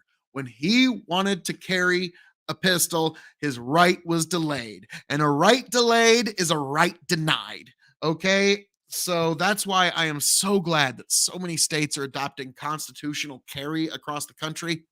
Nebraska is actually finally joining the constitutional carry party on September 10th. Nebraska officially becomes a constitutional carry state. Governor Jim Pillen signed the law, but as is common in Nebraska law, it takes 90 days after, I forget if it's the end of the session or after the law is signed for it to take effect. So, regardless, it will be September 10th when constitutional carry becomes law throughout all the great state of Nebraska. And I, like so many of you, am looking forward to that so we can finally in our state, the Second Amendment means what the Second Amendment means. The right of the people to keep and bear arms shall not be infringed. God bless. A poll tax. That was another one. Let's see. Grow the farm up. I think that would be cool to do in a primary debate. Get your phone out and look up the facts in front of everyone. That would actually be kind of funny. Tell a story about a horse named Ed while you're looking at it. Well, while I look up, what's that called? This reminds me of a story. This reminds me of a horse named Ed. Ed was a fine horse. Ed never missed a day, no matter how little oats he was given. But Ed, let me tell you, Ed could pull that plow. Ed could pull that plow despite any of it. And it turns out that's called literacy tests. And we're not going to make Ed go through a literacy test. No, sorry, Bob. We're not going to make Ed, Gina, George, or Nancy, or Martin go through a literacy test. No, sorry, Bob. No, no, no. So, folks, when you vote for me, Phil KOE, there'll be no literacy test to vote. There will be no denying of your basic Bill of Rights.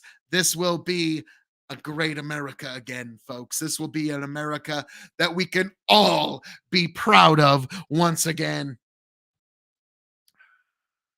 Bandit, he was a horse. Of course. Of course. So yeah, that would actually, I'd love to see the moderator like, you're not allowed to do that. Like, what? No, this is what the fact is. It says that. Like, no, right there. It says it right there. Mr. President, Mr. Trump, you're not allowed to do that. Like, no, I don't give a fuck. Like, or like I just pull it out like when I'm on stage. Like, no, actually, it turns out this is what the GDP is. You're wrong, Mr. Law, Mr. Extreme. You're not allowed to just pull out your phone like that. And it's like, well, I mean, I'm sorry, but I kind of have to here.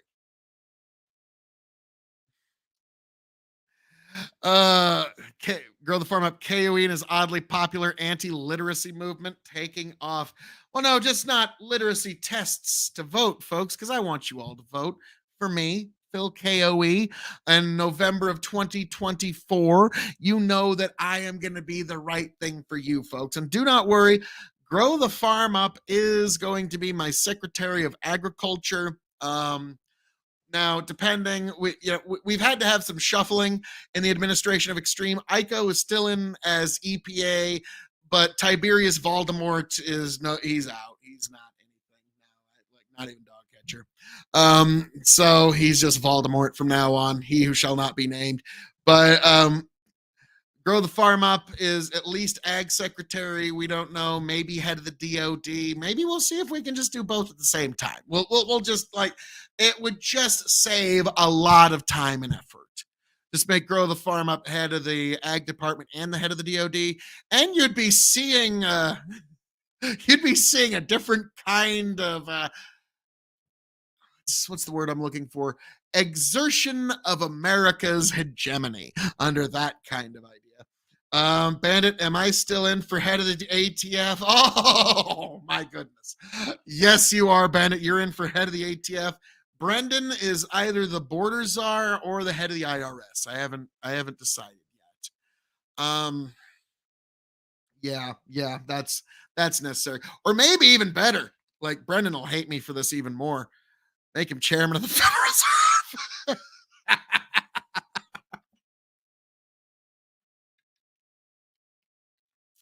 Yeah, that's beautiful. That's beautiful.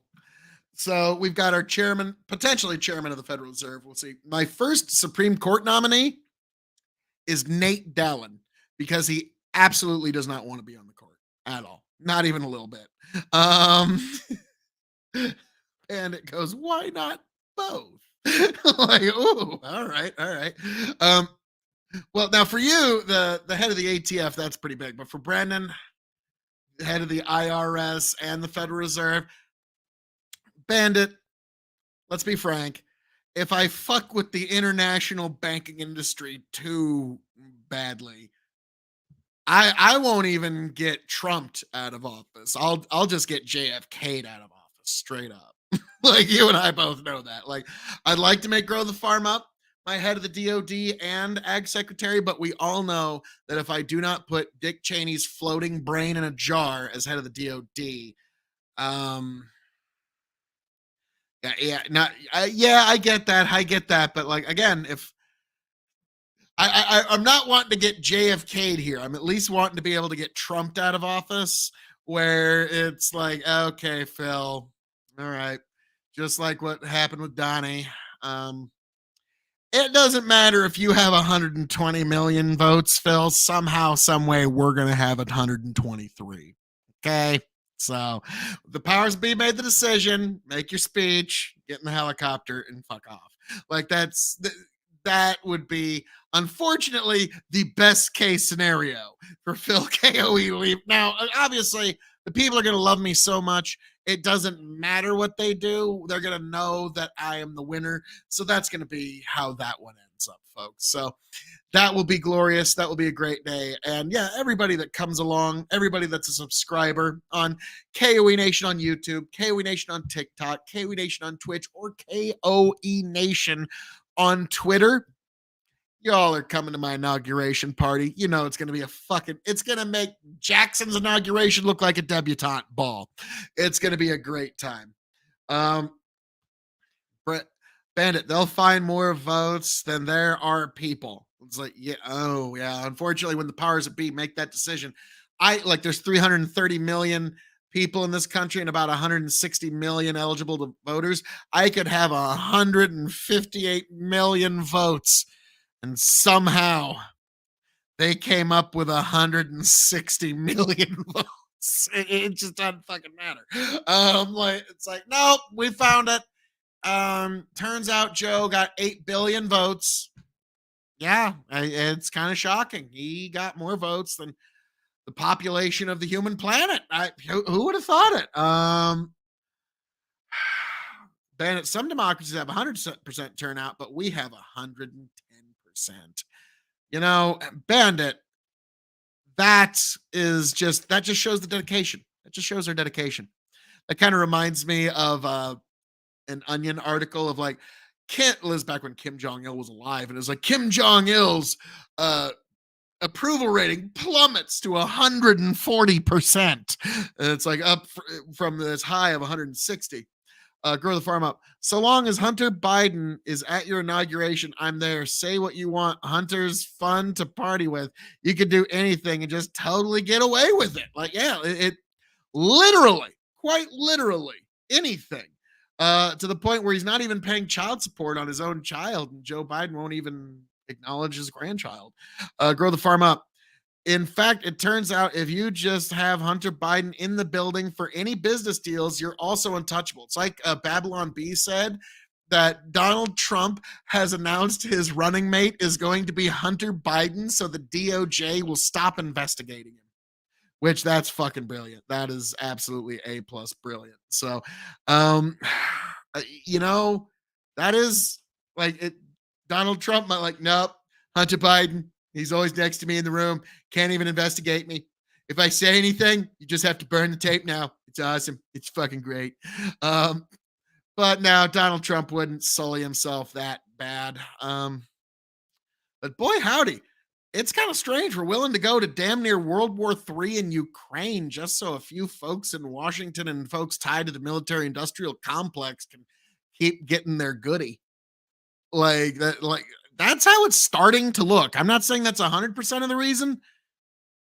It's probably not 0% of the reason neither. Oh, I just heard a throat clear. Hey, T, how we doing there, sir? How we doing? Never better. Now, Grow the Farm Up said that he wants to be at the inauguration if Hunter Biden is there because if nothing else, he's a fun. Like apparently the guy knows how to party, and he gets away with everything. Yeah, that's true. There's really no safer place to get down with your bad self than a Hunter Biden party. Ain't As nobody like a Hunter Biden party. Woo woo. you feel good about yourself there, I do. God. Not as good as the guests at a Hunter Biden party. Woo woo. I mean, you got Hunter Biden just walking around butt ass naked in front of his Wearing niece. a tie. Waving a 38. Like, yeah, like so. White stuff stuck to his beard and mustache. Avoiding the subpoenas so he doesn't have to appear in family court to pay child support for his child that he won't. Hunter Biden is the patron saint of hookers and blow. That's good. Wow. Damn. Oh, that's great. Yeah, Hunter fucking Biden. Like, I don't know. Like, for Republicans, he's the gift that keeps on giving. Okay, like literally half the dirt that we have on Biden came from that fucking laptop that he just left himself. And it keeps on giving. Like apparently there was years worth of shit on there. And we keep finding more and more and more. And now we know that Hunter and Joe actually used his office to extort millions of dollars out of foreign nationals. So literally the man took, like, could you imagine if the shoe was on the other foot here? If we found irrefutable proof that Donald Trump had taken $5 million cash in a bribe from Russians, like literally the left would just be burning their own cities down now as we speak. No, we know the hypocrisy. And honestly, it's at this point that I wish we could all just be honest about the hypocrisy. Because it's so fucking glaringly apparent to most of the people on the left, all the people in the middle, and literally everybody and their fucking deceased grandparents who voted for Joe Biden, that the hypocrisy is so thick. Stevie but we Wonder can't be honest about it. Stevie Wonder can see it, and he is blind and dead. I just... That's not slam to Stevie Wonder. I love Stevie Wonder, but no, even he can see that. If you want to be biased, fine. Be biased, but just admit that it's a bias, and then but don't be in law enforcement that you believe everything that you are believing because you actually believe it, but because you're tied to your ideals. And that's why I said, like at the beginning of this, and like when we found out the full revelations of Crossfire Hurricane, literally people at our highest levels of government put their allegiance to their politics above their allegiance to this nation. And there's really only one word for that: treason. There's only one word to call a person like that: traitor. So, like, it's unfortunate, but this is where we now stand here as a nation. Hang on, we got defund the Nebraska police. What the fuck? They tried to claim that he did. Now, whenever folks on the left talk about defund the police, folks on the right, their response is, "Oh, you want to defund the police? Well, let's start with the FBI." Yeah, and it's unfortunate because the FBI kind of fucked themselves because they had all this right cover for years. Okay, thin blue line, law enforcement and shit, but now they've lost that. Now nobody believes them anymore. They know it's some politicized bullshit if the FBI pulls up to your door. Yeah. Like, and you, if they pull up to your door, you can say, "Nah, is this real or is this just fucking bullshit, fucking Trump nonsense? You're just searching for bullshit at this point." And unfortunately, anybody has the right to say that at this point. And it's really, really sad when institutions lose their legitimacy. Like I was asked by Brianna Wu, point blank, right winger, how does the right get faith and trust in these institutions again? And my answer was, like, I had a couple of examples, but the one that was the best that I ended it with was, how do you get faith and trust in your significant other again after they've cheated on you? Yeah. Like to answer, the answer is the same to both questions. And so that's the unfortunate reality of it is that the right doesn't believe these institutions anymore. They just see them as political bludgeons and clubs to be used to just beat us to death. Bandit, we're trying to fund the director of the ATF right now. Based. The ATF has become a law unto themselves. They now think that they can now just write legislation out of nowhere. Luckily, the EPA decision from last year kind of swept the leg Johnny under the idea that the alphabet soup agencies can just write their own law. But, they're still going to try. But the ATF is now a little more disempowered. But when it comes to the pistol brace thing, I think the only way that there's going to be pushback on that is if somebody has standing. And I don't want anybody to have to fucking catch felony charges and have to fight that shit all the way to the Supreme Court just because the ATF is being a dickhead. Now, Tony, I don't know about you. I never got into the pistol brace short rifle thing because I knew it's a stock. The ATF's eventually going to say, no, fuck you. So and also this is kind of a personal thing. I've always believed that if it's going to fire a rifle caliber, you should have a rifle-sized barrel on it to utilize the maximum ballistic efficiencies. And if it's going to shoot a pistol caliber, you should just put it in a pistol. That was always kind of my thoughts on that. I've never been into pistol caliber carbines. I've never been into those intermediate sizes.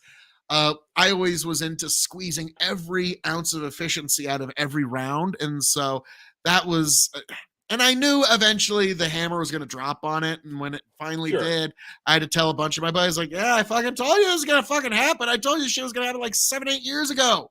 Okay. That's why I never fucking got into these. But let's ban it. The left believed they were political bludgeons, but since they've captured those organizations, they've changed their tune. Hey, Starman! It's the D you really have to worry about. Yeah. Now, in terms of that's a FUD take. Now, I'm not saying you shouldn't buy them. I'm just saying why I personally don't purchase pistol caliber carbines and those really short ARs, because I think if you're going to be firing an AR, get the most out of your bullet. And if it's going to be something that fires a pistol caliber, just, what's way more compact than a pistol caliber carbine with a brace on it? A pistol. A pistol is actually quite compact. So I'm not saying don't go out and buy them, but me personally, it's not integrated into my system. And he goes, oh, okay, fair enough. Grow the Farm Up goes, as your humble ag secretary, Secretary of Defense, CIA liaison, I suggest we put RFK Jr. somewhere. Maybe, RFK Jr. would be a good, now the reason why he'd be a great VP is because then the CIA doesn't want to take me out, because then they've got RFK Jr. in charge and he might hold a grudge against the CIA a little bit. Just a friend. You don't suppose as commander in chief, you might hold. That's fair. So yeah, RFK Jr., I'd definitely love to have him on. I might actually, more than VP, I might just give him Fauci's job. Yeah, Probably more qualified. And with that, every single Republican in the country is okay, I'm voting for you. Okay, really? Yeah. Yep, no, I'm giving RFK Jr. Fauci's job. Yep. That would be just beautiful. I like Grow the Farm Up because Ag Secretary, Secretary of Defense, and CIA liaison. Grow the Farm Up. You're going to have to smooth some things over with the Pentagon with what I say on camera at least once a week. Okay, so good luck with that. It's gonna. You're perfect for this. You're perfect. Yeah. Let's see. Bandit says, with that being said, don't buy an AR with a barrel shorter than 20. And so I've had pretty good success with 16 and a half inches, to be honest. That's my, I think 20s maybe just getting a little too unwieldy. 16 and a half, you get your most ballistic outcome without sacrificing portability. Now, I know that's, your mileage may vary. And I really wish we had changed the SBR laws just so you could have a 14-inch M4. Because that's the way that it's configured for the military. It's 14-inch. But so everybody wants that, but we can't quite have it because of paperwork nonsense. So, Bandit, as the head of the ATF, I need you to fucking get all that shit squared away. Okay, all the short barrel rifles, suppressors, short barrel shotgun. You can't put a fucking stock on your pistol, bullshit nonsense. That's your job. You got 4 years to fix that, Bandit. Okay, all right, like that. That's like, good luck to you, sir. You've got the Supreme Court decisions of Clarence Thomas by your side. Like the Heller in the last one he just dropped the other day that you can just, whenever you have any kind of hard time there. Starman goes, I'm trying to think of ways for next gen weaponry. How do you restrict next gen weaponry? Like, that's going to be the interesting one because, unfortunately, a lot of FUDs are going to be like, no, I don't think that you don't even need a lightsaber. What do you need a phaser that can fire 700 yards for? Like, yeah, I could see that being a real thing. Bandit goes, all gun control unconstitutional. Gun control is unconstitutional. Based. Fucking based. Here. Fucking here. So, yeah, that, I would, Bandit, you're just like, stop drilling, you hit oil. You're already head of the ATF. Okay. Alcohol, tobacco, and firearms. Nice. And you're going to be having a weekly meeting with Sir Richard Patterson of Scotland on the alcohol part. So, don't worry. It's all going to be good. It's all going to be good. At this point, really, what is the ATF good for, Phil? Anything. Absolutely nothing. Oh, what? Nothing, he said. Okay. What they're supposed to do is regulate alcohol, tobacco, and firearms. They've done a reasonable job with alcohol. Tobacco is ridiculous. Firearms is, I don't even know what the fuck to make of it. So firearms is going to be where most of my efforts on reform is going to be concentrated. So all arms means nukes and antimatter. Well, he's talking about all gun control is unconstitutional. And no, arms does not actually encase things like artillery, if you really want to get technical about it. It's not a legal theory I prescribe to, but it's one that we've worked under for the last 150 years of the idea of anything that isn't an arm is a weapon that kills indiscriminately, kind of like those cluster bombs we're sending over to Ukraine. They're indiscriminate killers. It's kind of like why it's illegal to rig a shotgun, because it's indiscriminate. Starman, sure, you can blow holes in people, but wouldn't it be fun to melt someone with microwaves? Oh my. Well, we actually have that technology pretty close to it. And white phosphorus, God, that's just the devil's spit. Don't tread on me. Amanda says, America has more shootings than days of the year. Score one for the shit show. Now, my biggest question, though, is how many of those shootings are gang related? There you go. But we don't want to have that conversation. Well, I mean, the thing is, if you were to decriminalize drugs, you'd probably take a bigger, wetter hunk out of those gun death numbers than probably any gun control you could imagine. So let's see. Bandit, ATF is only good at euthanizing the family pet. Oh. Ouch. Factual, though. If you have a dog and ATF comes knocking, might not have it for all that long.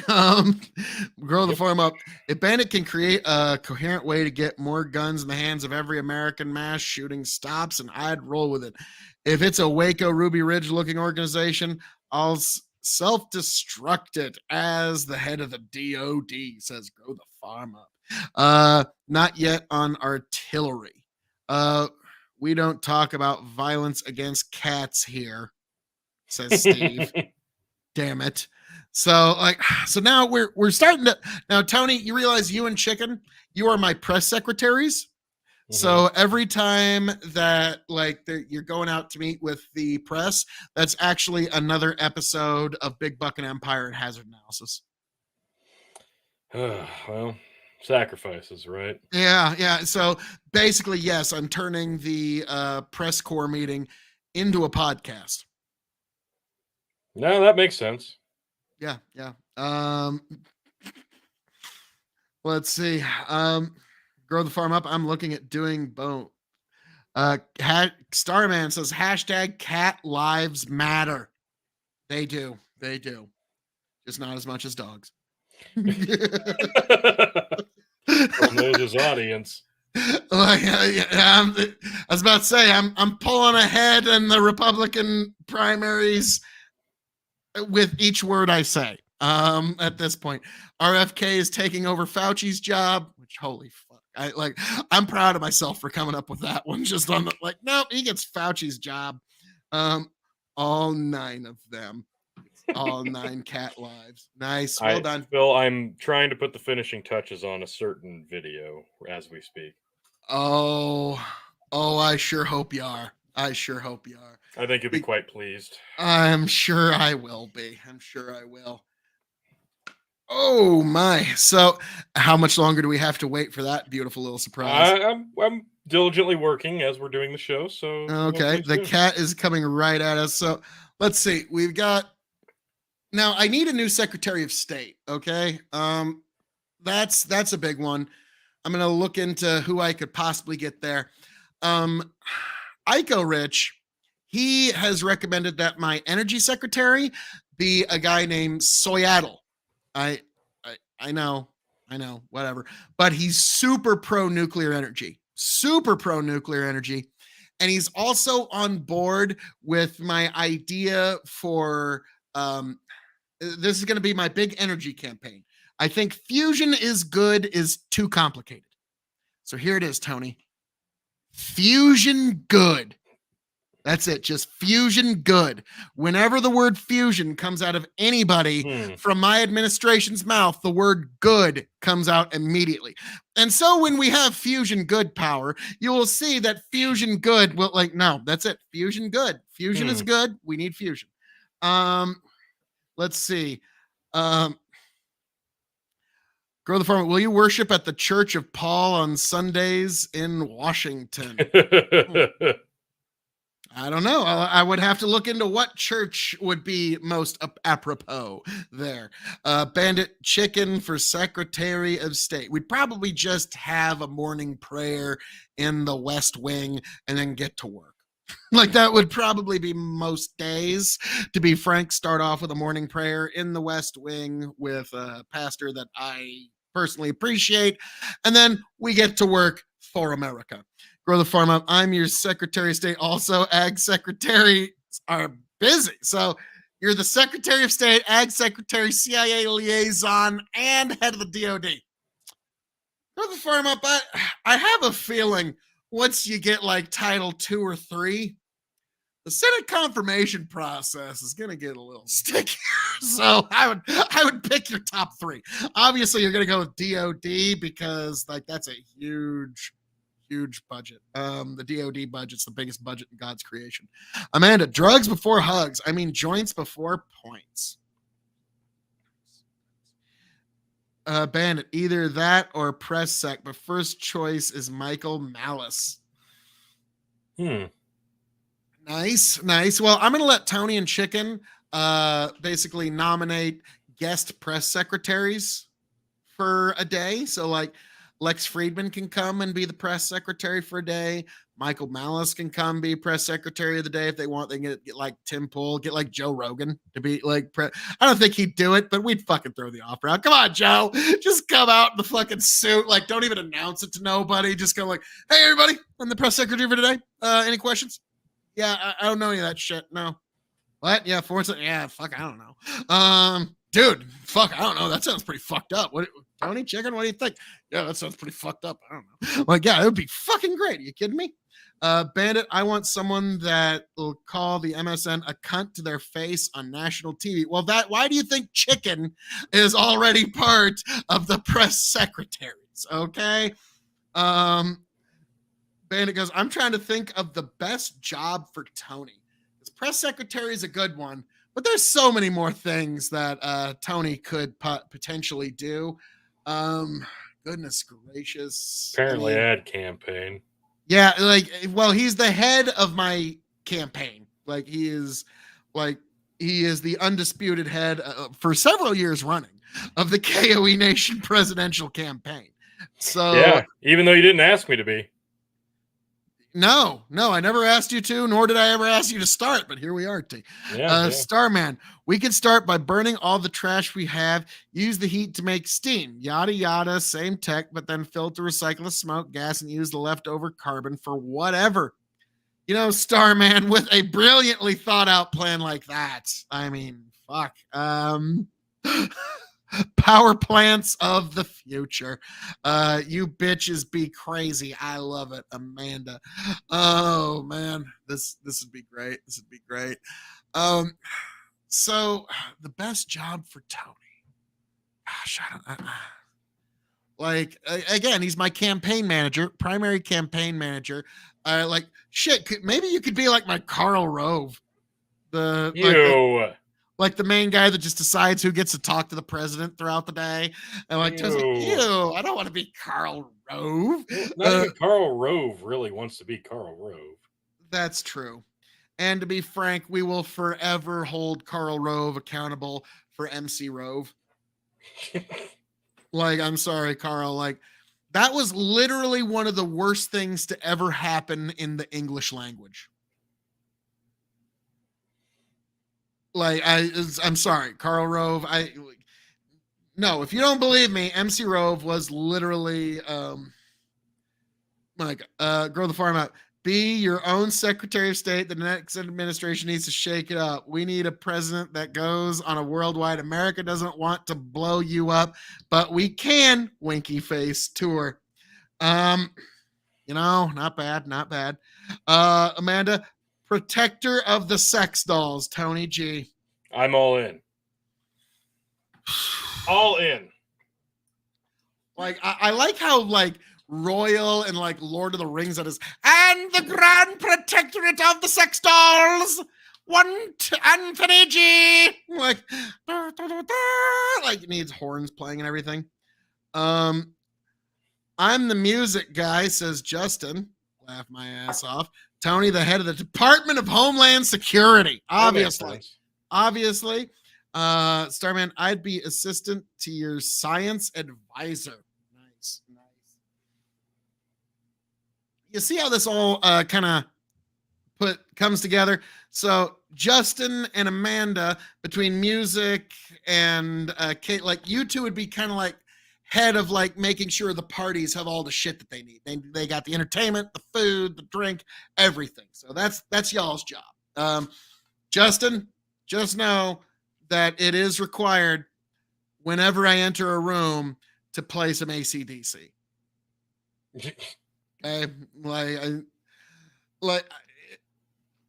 don't make the rules here. Actually, because I'm the president, I do make the rules. And most of the time, at least like 40% of the time to 60% of the time, I want the song Shoot to Thrill by AC/DC to be what's playing as I walk into the room. But once in a while, I'll be in some slightly different ones. But that's how we get there. Let's see. Bandit goes, make Ty head of the CDC. They need a pin cushion. No, like I'm thinking maybe chief dog catcher. That might be what I go with, but probably not. Dog catcher. Wow. Amanda goes, bartender needed. Heard. I got you. Nice. Well, also you're kind of like the master of catering. So like, just do better than the burgers and stuff that Trump did that one time. It's got to be royalty free though, Phil. Son of a bitch. I'm the president of the United States. I write the fucking royalty laws. And so, yeah, we're going fucking AC goddamn DC when I walk in the room. It's just the way that works. I could run the Department of Education, far better than Oh, wow. The DOE, the Department of Education, or the Department of Energy. It depends on how you want to look at it. Grow the farm out. When you hear Billy Joel cheap shot, that's the sign. Had to be a big shot, didn't you? Like, oh God, that'd be awesome. Amanda for deputy of ATF. The A stands for alcohol, says Bandit.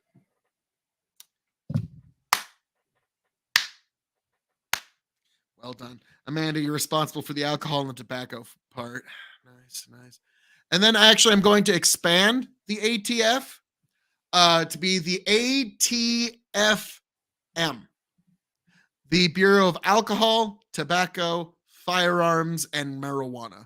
Because on my first day of of assuming the office of presidency, on my first day, within the first hour of me sitting within the Oval Office, I am signing an executive order removing marijuana as a Schedule I drug and removing it entirely, or at least replacing it next to tobacco to that level of regulation. So, Starman wants to be Department of Energy. Okay. Amanda, DOM, Department of Mixology. Nice. Bandit goes, deal. So it's like you are now the head of the Department of Alcohol, Tobacco, Firearms, and also now marijuana. Bandit, I'll roll all the joints and make all the old fashions. It'll make the meetings a lot more chill at the ATF. I feel like that would be probably the way. Why isn't Phil on Joe Rogan? No, Bandit, the real question is why isn't Joe Rogan on the KOE Nation? Okay? Also that's the real question. I mean, like Joe, he's got a pretty good show going for him. It's no KOE Nation, but it's an okay show. You know, the kid's got potential. He reminds me a lot of a younger version of myself. Okay, like he's got infinite upward potential, but like he needs somebody like KOE to kind of guide him to really make it to that next level. But yeah, that is really the fairest way to put it. Tony, just curious, how you coming along, sir? Better than you could hope for. Wow. Okay. But so Bandit, like you were wanting to be part of a couple different agencies, but I think now with this newly legalized marijuana, you're going to be plenty busy for 4 years. Joe Rogan might appoint him part of the marijuana task force. He's going to be part of the select committee to decide how this rollout is going to go. So yeah, Joe Rogan, like I know Joe would normally say, no, I'm not going to do it. But when I say, hey, Joe, you're going to be on the committee that decides how weed legalization rolls out. I'm betting it's like, I'll do it for free, weed. It's the least I can do. Just so you know, Mr. President, I worked for weed, not for you. It's like, whatever you gotta tell yourself, hippie. Come on. like, come on, get over here.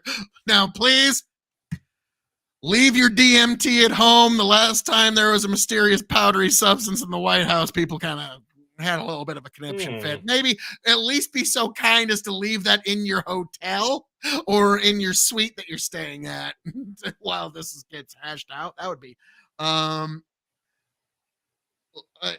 let's see. Amanda, on board with legalization of cannabis, just don't make me cash the bowl. Well, you're eventually gonna have to. I mean, how deep is that bowl? Well, you gotta cash, otherwise it gets all nasty. So eventually, I'm sorry, like Amanda, I'm imposing on you the fact that you'll have to cash your own bowls now. I mean, does the injustice ever end, Tony? Does it ever? No, the justice is never fair, but it is oftentimes swift. Bandit Joe will make it ATFMDMT. ATFMDMT. Like that sounds like a fucking 80s fucking song right there. Now, whenever Joe talks about it, I always think of like the Barney song, I love you, you love me. Have you ever tried DMT? Like, oh, Phil, you're just You have no idea what's about to come your way. Oh, Amanda goes, no, pass it. Weed snob here. Well, we'll see. We'll see. Um, when I am elected, marijuana will be decriminalized day one. It will be removed from Schedule 1 by executive order. I have the authority to do so, and I will dare any court in the entire fucking country to say no. Okay? Like, I'm sorry. This is something that the people have wanted for a long time, and it's happening. Okay? And if Congress will refuse to act, I will use my office of the presidency to do so. So, Tony, we've actually established a lot here. We've found out that Grow the Farm Up is going to be one of the more powerful cabinet members in the history of Washington, D.C. True. Not bad. You're either going to be press secretary or apparently the Department of Homeland Security, as you've always wanted. I can multitask. It's fine. It's really been your life's dream. Bandit happen to be goes, doing it right now, Phil. you know, and you're doing a spectacular job. Bandit, Oh, the you first have no task idea. of the marijuana decision is to get the skunk smell out. No, no, it's to get the skunk smell in, Bandit. That's Jamaican Secret Service agents. Nah, I still want good old boys So from happy. Anguish, Alabama, and fly over Iowa and Nebraska because god damn, they love them. They love them some America. Oh, Like he has no idea. I'm giddy. Oh no. All right. This may So be some Tony, of my finest work ever. are you ready? Are you ready? No, sir? it's saving right now. You're gonna have to wait a few more minutes. I'm sorry. Okay. It's so Oh, close, that's though. not a problem. And I Give me look, one moment. everybody watching the stream right now. I know I've been quite silent over the last 40-ish minutes, but I promise you it's going to be worth it. Stick with us. In fact, invite everybody you know who might even have any remote idea who Phil KOE is. Listen, I'm serious. Get on whatever fucking platform you're watching this on, YouTube, Twitch, Facebook. I don't care. Watch whatever platform you're watching on right now. Keep watching and share it with whomever you think you might need to. Because here very, very shortly, you're going to be privy to the first viewing of literal history, folks. Literal history in the making. And history.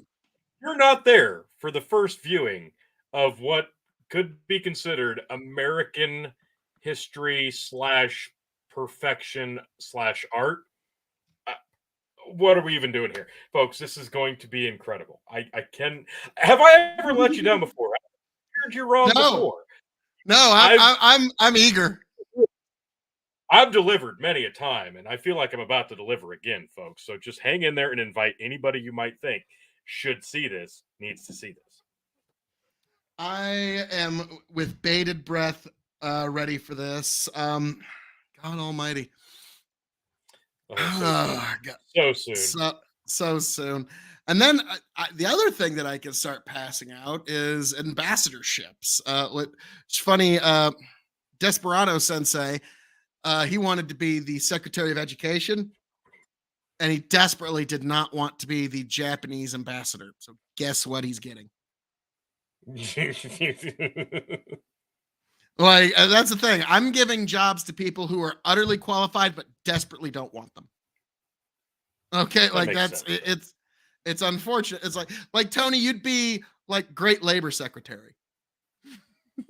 Because you desperately don't want that job, but you know what it's like to be the working man. So when everybody else at that fucking meeting who's never had a dirty nail in fucking 15 years is trying to tell you what the working man needs to do, that'd be like, you could just John Dutton that fucking thing. It'd be great. Starman goes, 420 is your launch code for the nukes. Justin, glad he could help. Amanda, Phil, you got too many bottles in front of you. Well, apparently it's fucking gin. I haven't been drinking anything but gin, and God almighty. I claim diplomat. It's needed. Diplomatic immunity. I declare immunity. Starman, this may be the reason I'm so gassy. excitement. Yes. Oh God. I can also be the ambassador to the U.S. Virgin Islands, Bermuda. I can just move the office there. Oh my holy Lord Almighty! I just saw the first picture. Okay, So Tony, it's all you from here. I hope this works as I'm anticipating it will. Oh, all right, folks. You're here for it for the first time. Live. Hazard analysis. The Big Bucket Empire cordially invite you to witness history, American history, for a better tomorrow, with the official first ad campaign of the Phil KOE in 2024 for the presidency of the United States. Ad campaigns.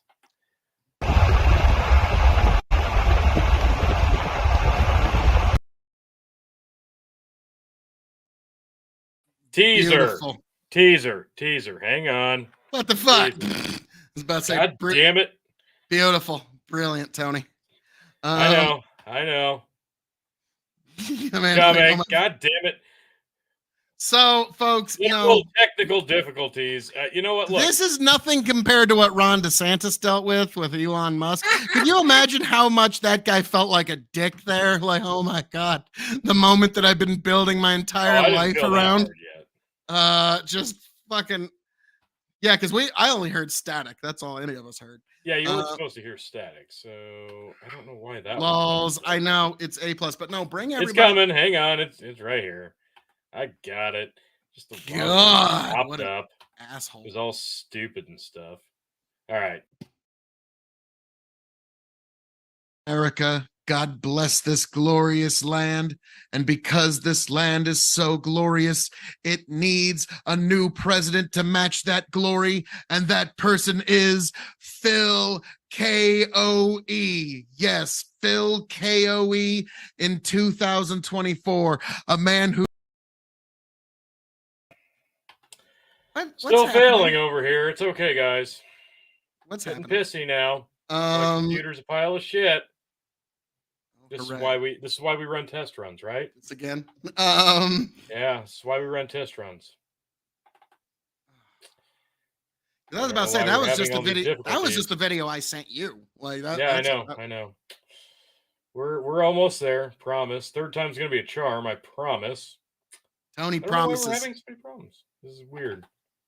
Well, no, obviously big tech is trying to like ruin the campaign because they don't want me to be the man that comes to DC and sets big tech straight. The wooden escalator. No, it's why you need tech guys, LOL. Y'all need Jamie back. We sure do, Justin. We could sure use a Jamie right Almost now. There. Okay, I found it now. It was hiding in a folder. Third time's a charm. If this fucks up, folder it wasn't supposed to be hiding in. I'm just hitting end broadcast out of embarrassment. If this fucks up a third time. Do it. Dare you. Tony for the head of big tech. I think I'm knocking it out of the park. All right. I was about to say, all right. I got it this time. Take three, folks. God bless this glorious land. And because this land is so glorious, it needs a new president to match that glory. And that person is Phil KOE. Yes, Phil KOE in 2024. A man who truly loves America, a man who loves this nation and the people in it. Phil KOE, the true alternative in 2024. The man you all need, a man of the nation, a man of the country, a man of the people, a man of nature, a man who is going to point us to a brighter tomorrow. Yes, Phil KOE. He is a man of decisive action. Phil KOE. And that, ladies and gentlemen, is for America. I'm going to do that for you in Washington, D.C. Whatever that is, you're going to get a lot of that. Yes, folks, Phil KOE, a man who will make sure to dot the I's and cross the T's of American government. Phil KOE, he will make sure to preserve your freedoms to work on go-karts on the weekend or whatever you call fun in this glorious nation. That's why you need to consider Phil KOE. And that, folks, is why I am asking for your vote in 2024, folks, because I, your King of Extreme, Phil KOE, have officially announced my candidacy for the presidency of the United States of America. Beautiful, beautiful flag. Old Glory is coming with me, folks, and we're going all the way to Washington, D.C. If you're tired of business as usual in D.C., do the right thing. In 2024, vote extreme. Phil KOE, the choice for you, the choice for me, the choice for everyone within all sundry. Folks, God bless every last one of you, and we're taking this all the way to Washington, D.C. in 2024. Vote Phil KOE to fix D.C. Yes, folks, it's going to happen. It's going to be beautiful. It's going to be glorious. You're going to join me, the Cabinet of Extreme. Our inauguration party is going to make the Jackson inauguration party look like a debutante ball, folks. It's going to be amazing. Old Glory's coming with me. What else do we need? God bless all of you beautiful people. Travel well, and in 2024, vote Phil KOE.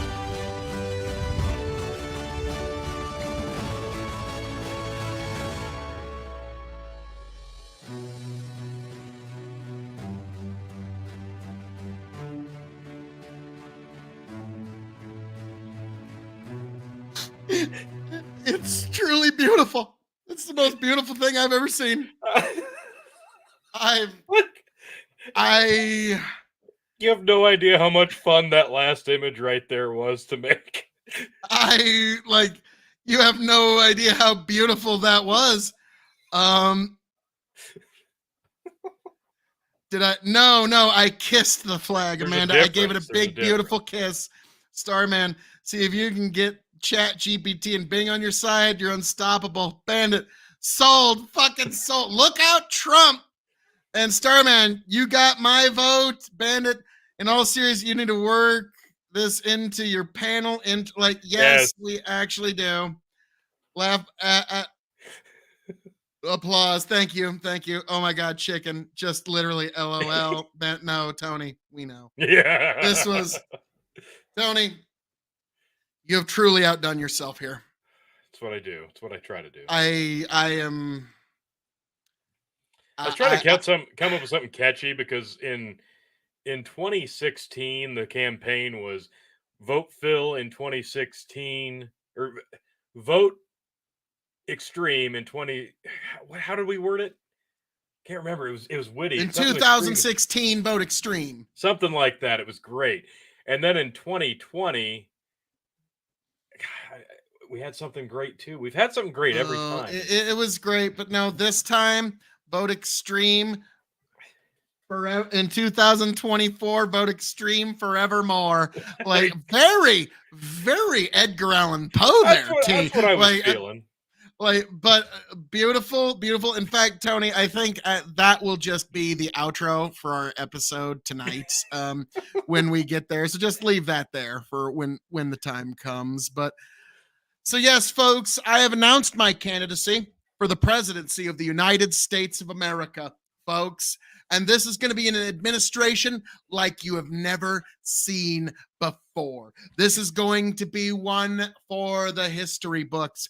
Bandit, best part was chicken awkwardly hanging out in the, that was just beautiful. We had way too fucking much fun with that. The first clip we recorded, he's just kind of awkwardly standing there. I'm like, no, that's actually perfect. Do that, but do it harder. What does that mean? Whatever you want it to. Then Amanda with a pretty good one. I thought Kanye's run was batshit, but congrats, you have, your King of Extreme surpasses everyone. Okay. And that's why I need to be in the White House so I can surpass all expectations for you, America, because Yeah. I'm going to deliver this extremeness for you in the White House. And that's what I'm going to bring. And yeah, we are going to bring a new America, a new tomorrow, a better America. Like America's best days are ahead of us when you vote Phil KOE. See, So, now that we've yes. officially got the first campaign video in the books, we need to start scheduling some town halls so that the people can come to you and ask you, like virtually, obviously. We can't just We'll put do some Phil virtual KOE town halls first. I out mean, in yeah, the public. obviously, Yeah, like, yeah, the risk is too great. exactly. I mean, I've had to send The so many people on body. both sides of the aisle are going to want your head after that video, so it's I safer mean, to keep you I virtual. always have to send out body doubles all the Yeah. time, just to make sure that I'm okay. That's But why Chris Farley got whacked. yeah, yeah. I mean, no, actually, I'll be honest. On the Destiny panel, the greatest comment on there was much like how people think that Bill Hicks actually became Alex Jones. Hmm. Rush Limbaugh did not actually die, and he's just disguised as Phil Yeah, KOE. no, And that's fair. That's fair. when I read that, I was like, flattery will get you nowhere, sir. Okay, that's a lie. Flattery will get you somewhere. Amanda, yeah, you ready for hard question because I'll come for you. Why'd you have to make Oh, it sexual? Jesus, Amanda. I understand the campaign video was hot, but my God, control your urges. oh, I mean, yeah, like that was just pure Sorry, sexual man. energy. 314 says rotating first lady. Yeah, I mean, Let's see how that goes. We'll see how that goes. you got variety is the spice of life, and at the So true. KOE Nation, spice spice could be everything, and Spice is really everything, Tony. to only allow some of the spice of Phil KOE to flower certain Only flowers. certain places in the earth. No, no, no. Phil KOE needs to spread America's love to all the corners of the earth. Yes. Okay, like literally, Right. like Phil KOE is more like a bumblebee, he's got to pollinate all the gardens, with all the America's fields. love. Yeah, Yes, with America's love and just pollination. yes, just Have you ever seen Grease the 2 when they're general talking? spunk and spirit of America everywhere. Anybody who's ever seen Grease 2, there's a great musical number about pollination that I feel encompasses Phil KOE. Tony, you may Yeah. be the only person in this chat to have ever seen Grease too. I'm not proud of it. Okay, people in the comments, put a 1 if you have seen Grease 2, put a 2 if you've never seen it. Put a 3 if you didn't know that there was a Grease 2. I'm gonna be honest, 3. That's my wait, they fucking oh man. Yeah, there's a Grease 2, Phil. Oh wow. That talk about a movie that didn't need to be made. Bandit, Phil Biden is beating you to spreading America's love. No, no, No, no, no, no, no. no, no, Not no, in the no. I shower, must across the defy. world. I must deny. I'm sorry, Bandit. No, Phil KOE is not being beaten by Joe Biden in spreading America's love. Joe Biden just Beating merely himself. surpassed Phil in sniffing other people's children. Phil decided to make out with the flag. And to me and you and everybody else, what's more American? Making out with the inanimate object that represents our entire country and everything that it stands for, or literally doing something that the devil says is wrong. Really, there's or the thing that the devil encourages you to do, or like however you want to look at that. But like, yeah, you could either go with me, who actually attends church once in a while, or you could go with Joe, who allegedly winky face goes goes to the Baphomet altar in the basement of the White Oh, House. I'll tell you what I want. What I really, really want. So I'll tell tell us you what what you I want. want. What I really, really want. And You what I want to really, really want ha ha. is some extremeness up in DC. Steven And you says, will get it. spread your cheeks for Phil's loves. Yes, your rosy cheeks. Be ready, you babies out there, because he's out there shaking hands and kissing babies and in the platonic way, not in the Joe Biden way. He's out there for you. Yeah, yeah. Like when a baby's handed to me, there'll be like a kiss and immediately handed back to the parents. None of That's that like different. weird, creepy sniff stuff that like Right. Joe's Bandit says 2. He keeps has never doing. seen Grease 2. Starman, yes, but it's been over 30 years. No, that's fair. That's completely fair. And honestly, 30 years might be too soon. Yeah, yeah. Not a Because great that's film. Musical number wise, it holds up. Film wise, not so much. and kissing hands and shaking baby. Like now, He's I'll never shaking all the babies, kissing all the hands. for the movie The Campaign where Will Ferrell throws the punch. Gaffinopoulos, or however he says his name, gets out of the way. Will Ferrell punches the baby and he goes, "Will no one ask how my hand is doing after striking the near iron jaw of that baby?" It's great. One of the greater movies. Amanda, what I really, really want is equality for humans, not religious nut jobs pushing their beliefs on me. Then you got my vote. Well, then Phil is going to push for people not being sacrificed to cages at the border, right, Phil? Like the Democrats have been doing? Yeah. Yeah. Like, so wait, the kids in cages things the Democrats keep doing? Yeah, it's But still you just, happening. It's still happening, Phil. Did you know that? Amanda, I'm going to actually grant one of your wishes. I like with Clarence Thomas's help, I am going to push for equality for all humans. Amanda's like, "Oh, you motherfucker!" There's no deflection there. No, like no, real. that's like it's one of those things. Like, be careful what you wish for. You might just get it. Bandit, I'm a little ashamed to say I've seen. Look, Go Grease one, cinematic masterpiece. I'm sorry. No, I'm not sorry. Actually, not at all. It's a masterpiece. Don't care. And It was a proved, decent movie, masterpiece. I wouldn't go that far. I will. Starman just proved that he's seen Grease too, because yes, Michelle Pfeiffer. Yeah, yes, sir. And as long as you don't put a baby in the microwave like the Flash, it'd be okay. Holy fucking Christ! Yeah, because we needed that in a that just kind of proves like the Marvel Cinematic Universe has been like just whiffing and hitting balls lately. And the DC EU decided, It's just taking the bat and smashing themselves in the face with it. Like, let's just knock ourselves out cold with that fucking bat. I was about to say, like, it's not good. It's not an abomination. Like, it's not good.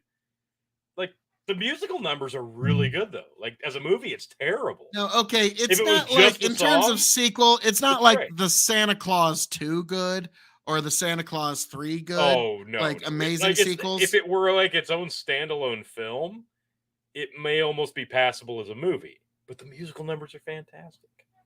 Sorry, Michelle Pfeiffer. Might have to watch. Oh, dude, yeah. Think Michelle Pfeiffer in a pink lady's jacket. There you go. I just sold this movie to everybody in the chat. I'll probably be okay with one sentence. And 80s Michelle Pfeiffer. Okay. It's like, you can just look up scenes on your phone now, right? Like, let's see. Starman, Grease 1 is legendary, just like Nightmare Before Christmas and Beauty and the Beast. The original, not the live action. That's like, you would nothing. You would nothing. Now, when it comes to Beauty and the Beast, whenever, let's see, Shooter McGavin was in Grease. Yes! Steven knows what the fuck is up. Shooter McGavin is in Grease too. Goddamn right. Beauty and the Beast, like, you'll have Jordan Peterson, like, it's one of the greatest stories that Disney's ever done. Cough, sniff. It's amazing, and it just makes me think of, Beauty represents light. Beast represents dark and chaos, and that's not good, bucko. You get too much chaos in your life. Like, literally, he's got like a 10-minute rant about how Beauty and the Beast is the greatest story ever told and how Frozen is garbage. And Amanda was saying I sold nothing. Look, Michelle Sold nothing. Pfeiffer in a pink lady's jacket, Shooter McGavin in a T-Bird jacket. Like, if you're not signing up to watch this fucking movie now, like, you're lying to yourself. Okay, sorry.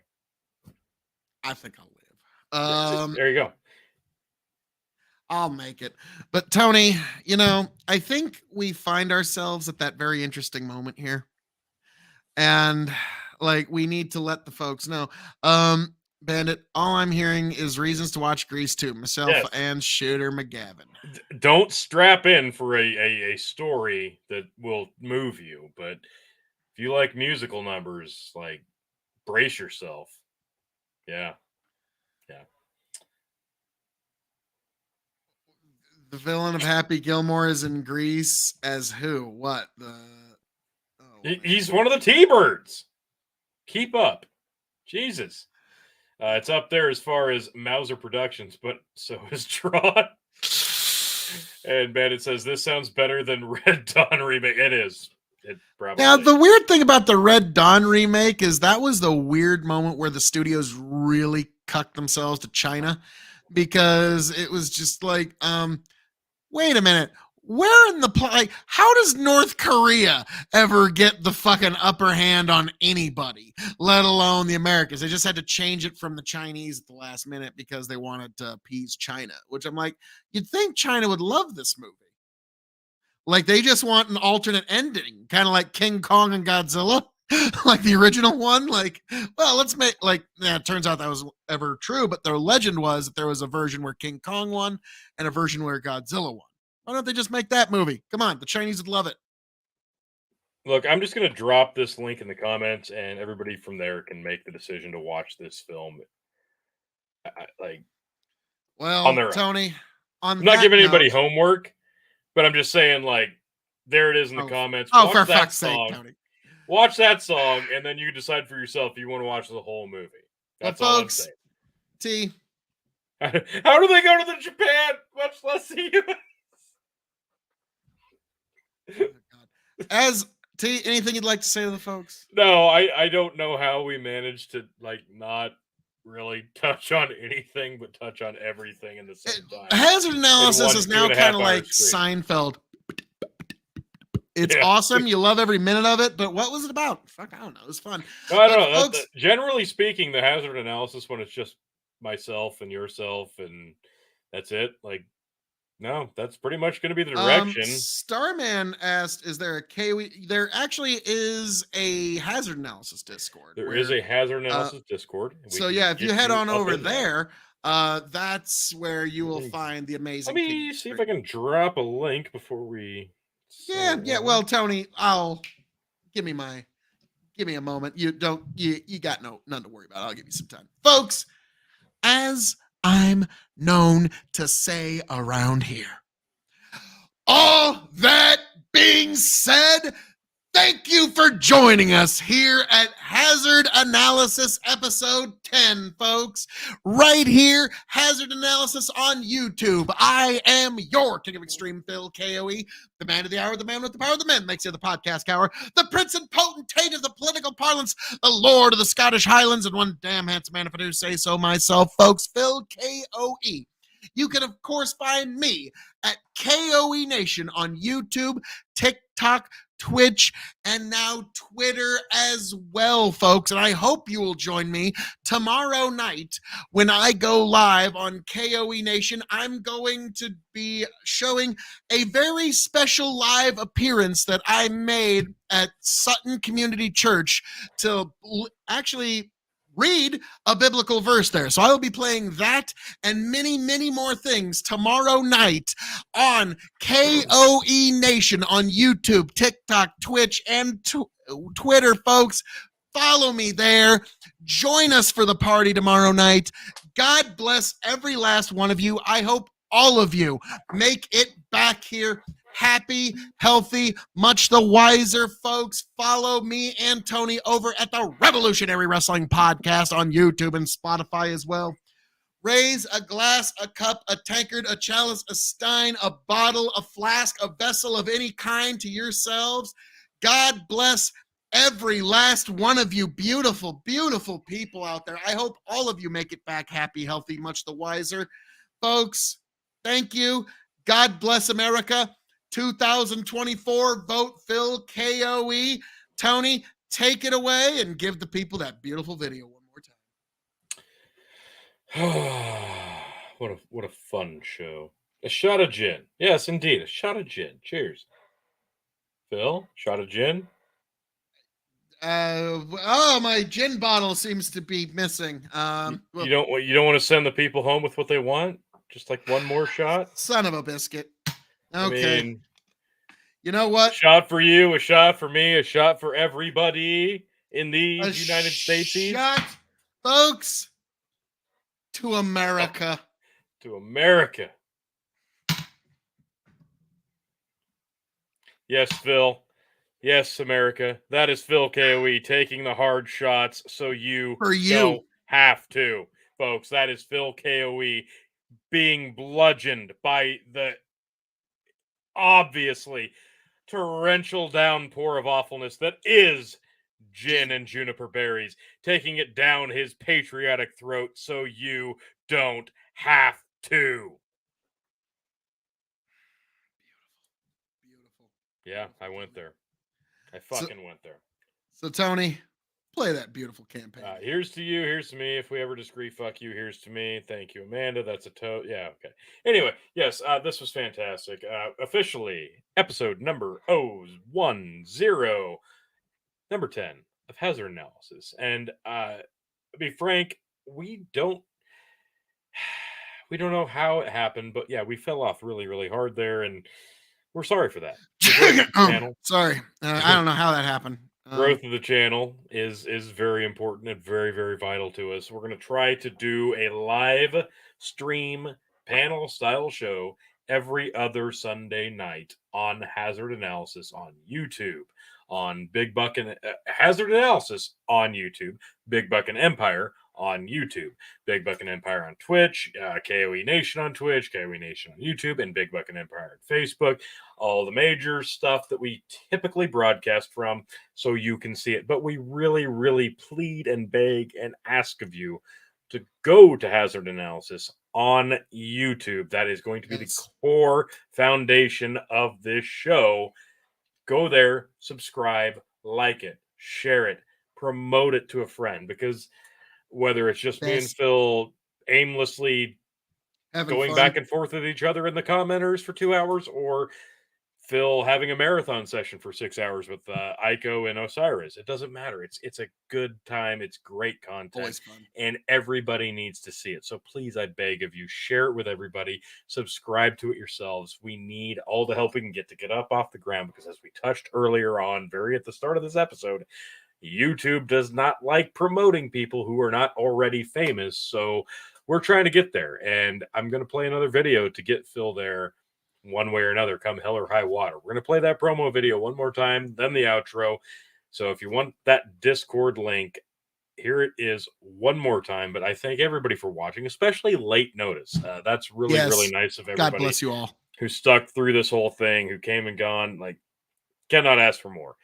The Big Buck and Empire, Hazard Analysis, Dog and Chicken Show, KOE Nation. We have some of the best, most loyal fans, viewers out there, and honestly, it's very humbling to have people that watch week to week to week and enjoy what we're doing, enjoy what we're saying, and enjoy the comedy that we attempt and fail at most of the time to do.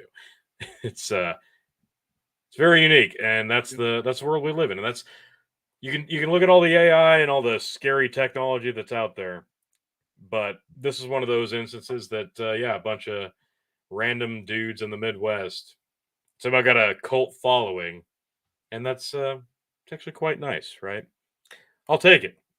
But with that said, episode 10, Hazard Analysis. Go to YouTube, hit that subscribe button. We thank you.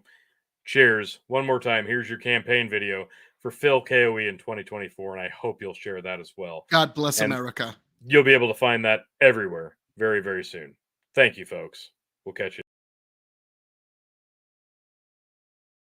God bless America. God bless this glorious land.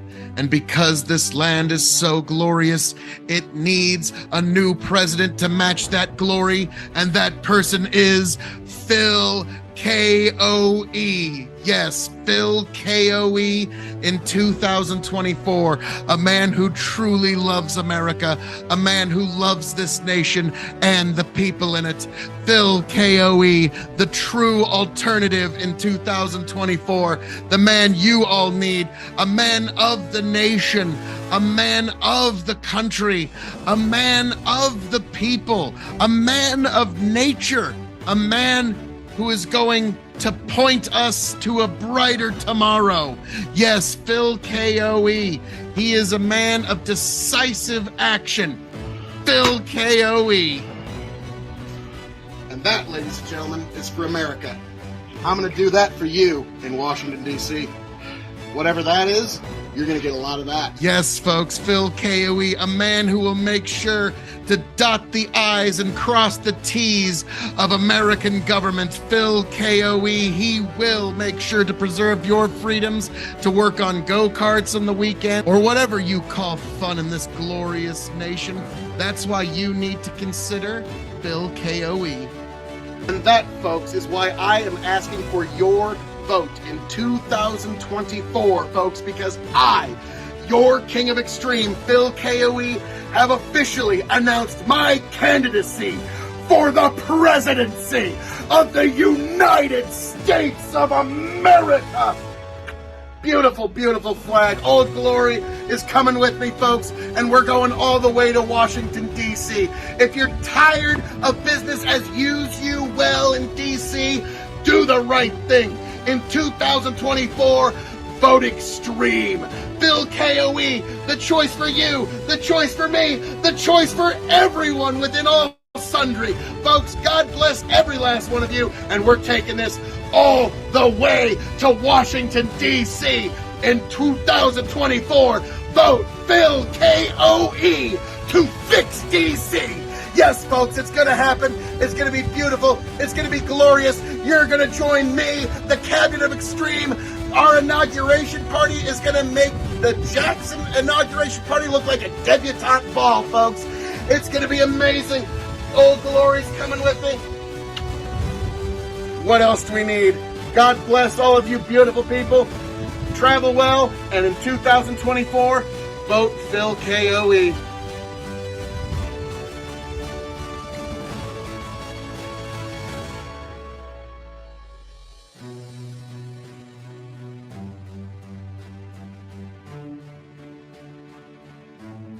And see if it just smooths itself out. Get back, tell you what I'll do. If I ever get back, I promise to refabricate you, raging rivers of gold. That's what the brochure advertised. And now we're lost, we gotta take it down. Let you down slow, it's hard to survive.